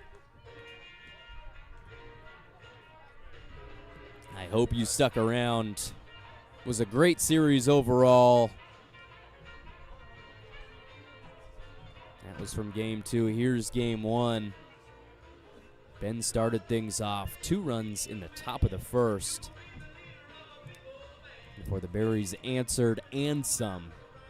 Scored 8 unanswered runs, to take a 6-run lead. It stayed there for a while before Ben scored 5 in the final 2, but couldn't come all the way back. The win goes to Nate Shikori, starter from Willamette. Went 4 innings, struck out a few. And we are going to get out of here. Had a blast during this series. We'll come back at home on Tuesday, June 9th. Matchup between the Marion Berries and the Primo Canes. Again, I am Cole Weber. I'll be with you all summer here in 2026. Hoping you have a good night. Thank you for watching. Signing off from Chemeketa.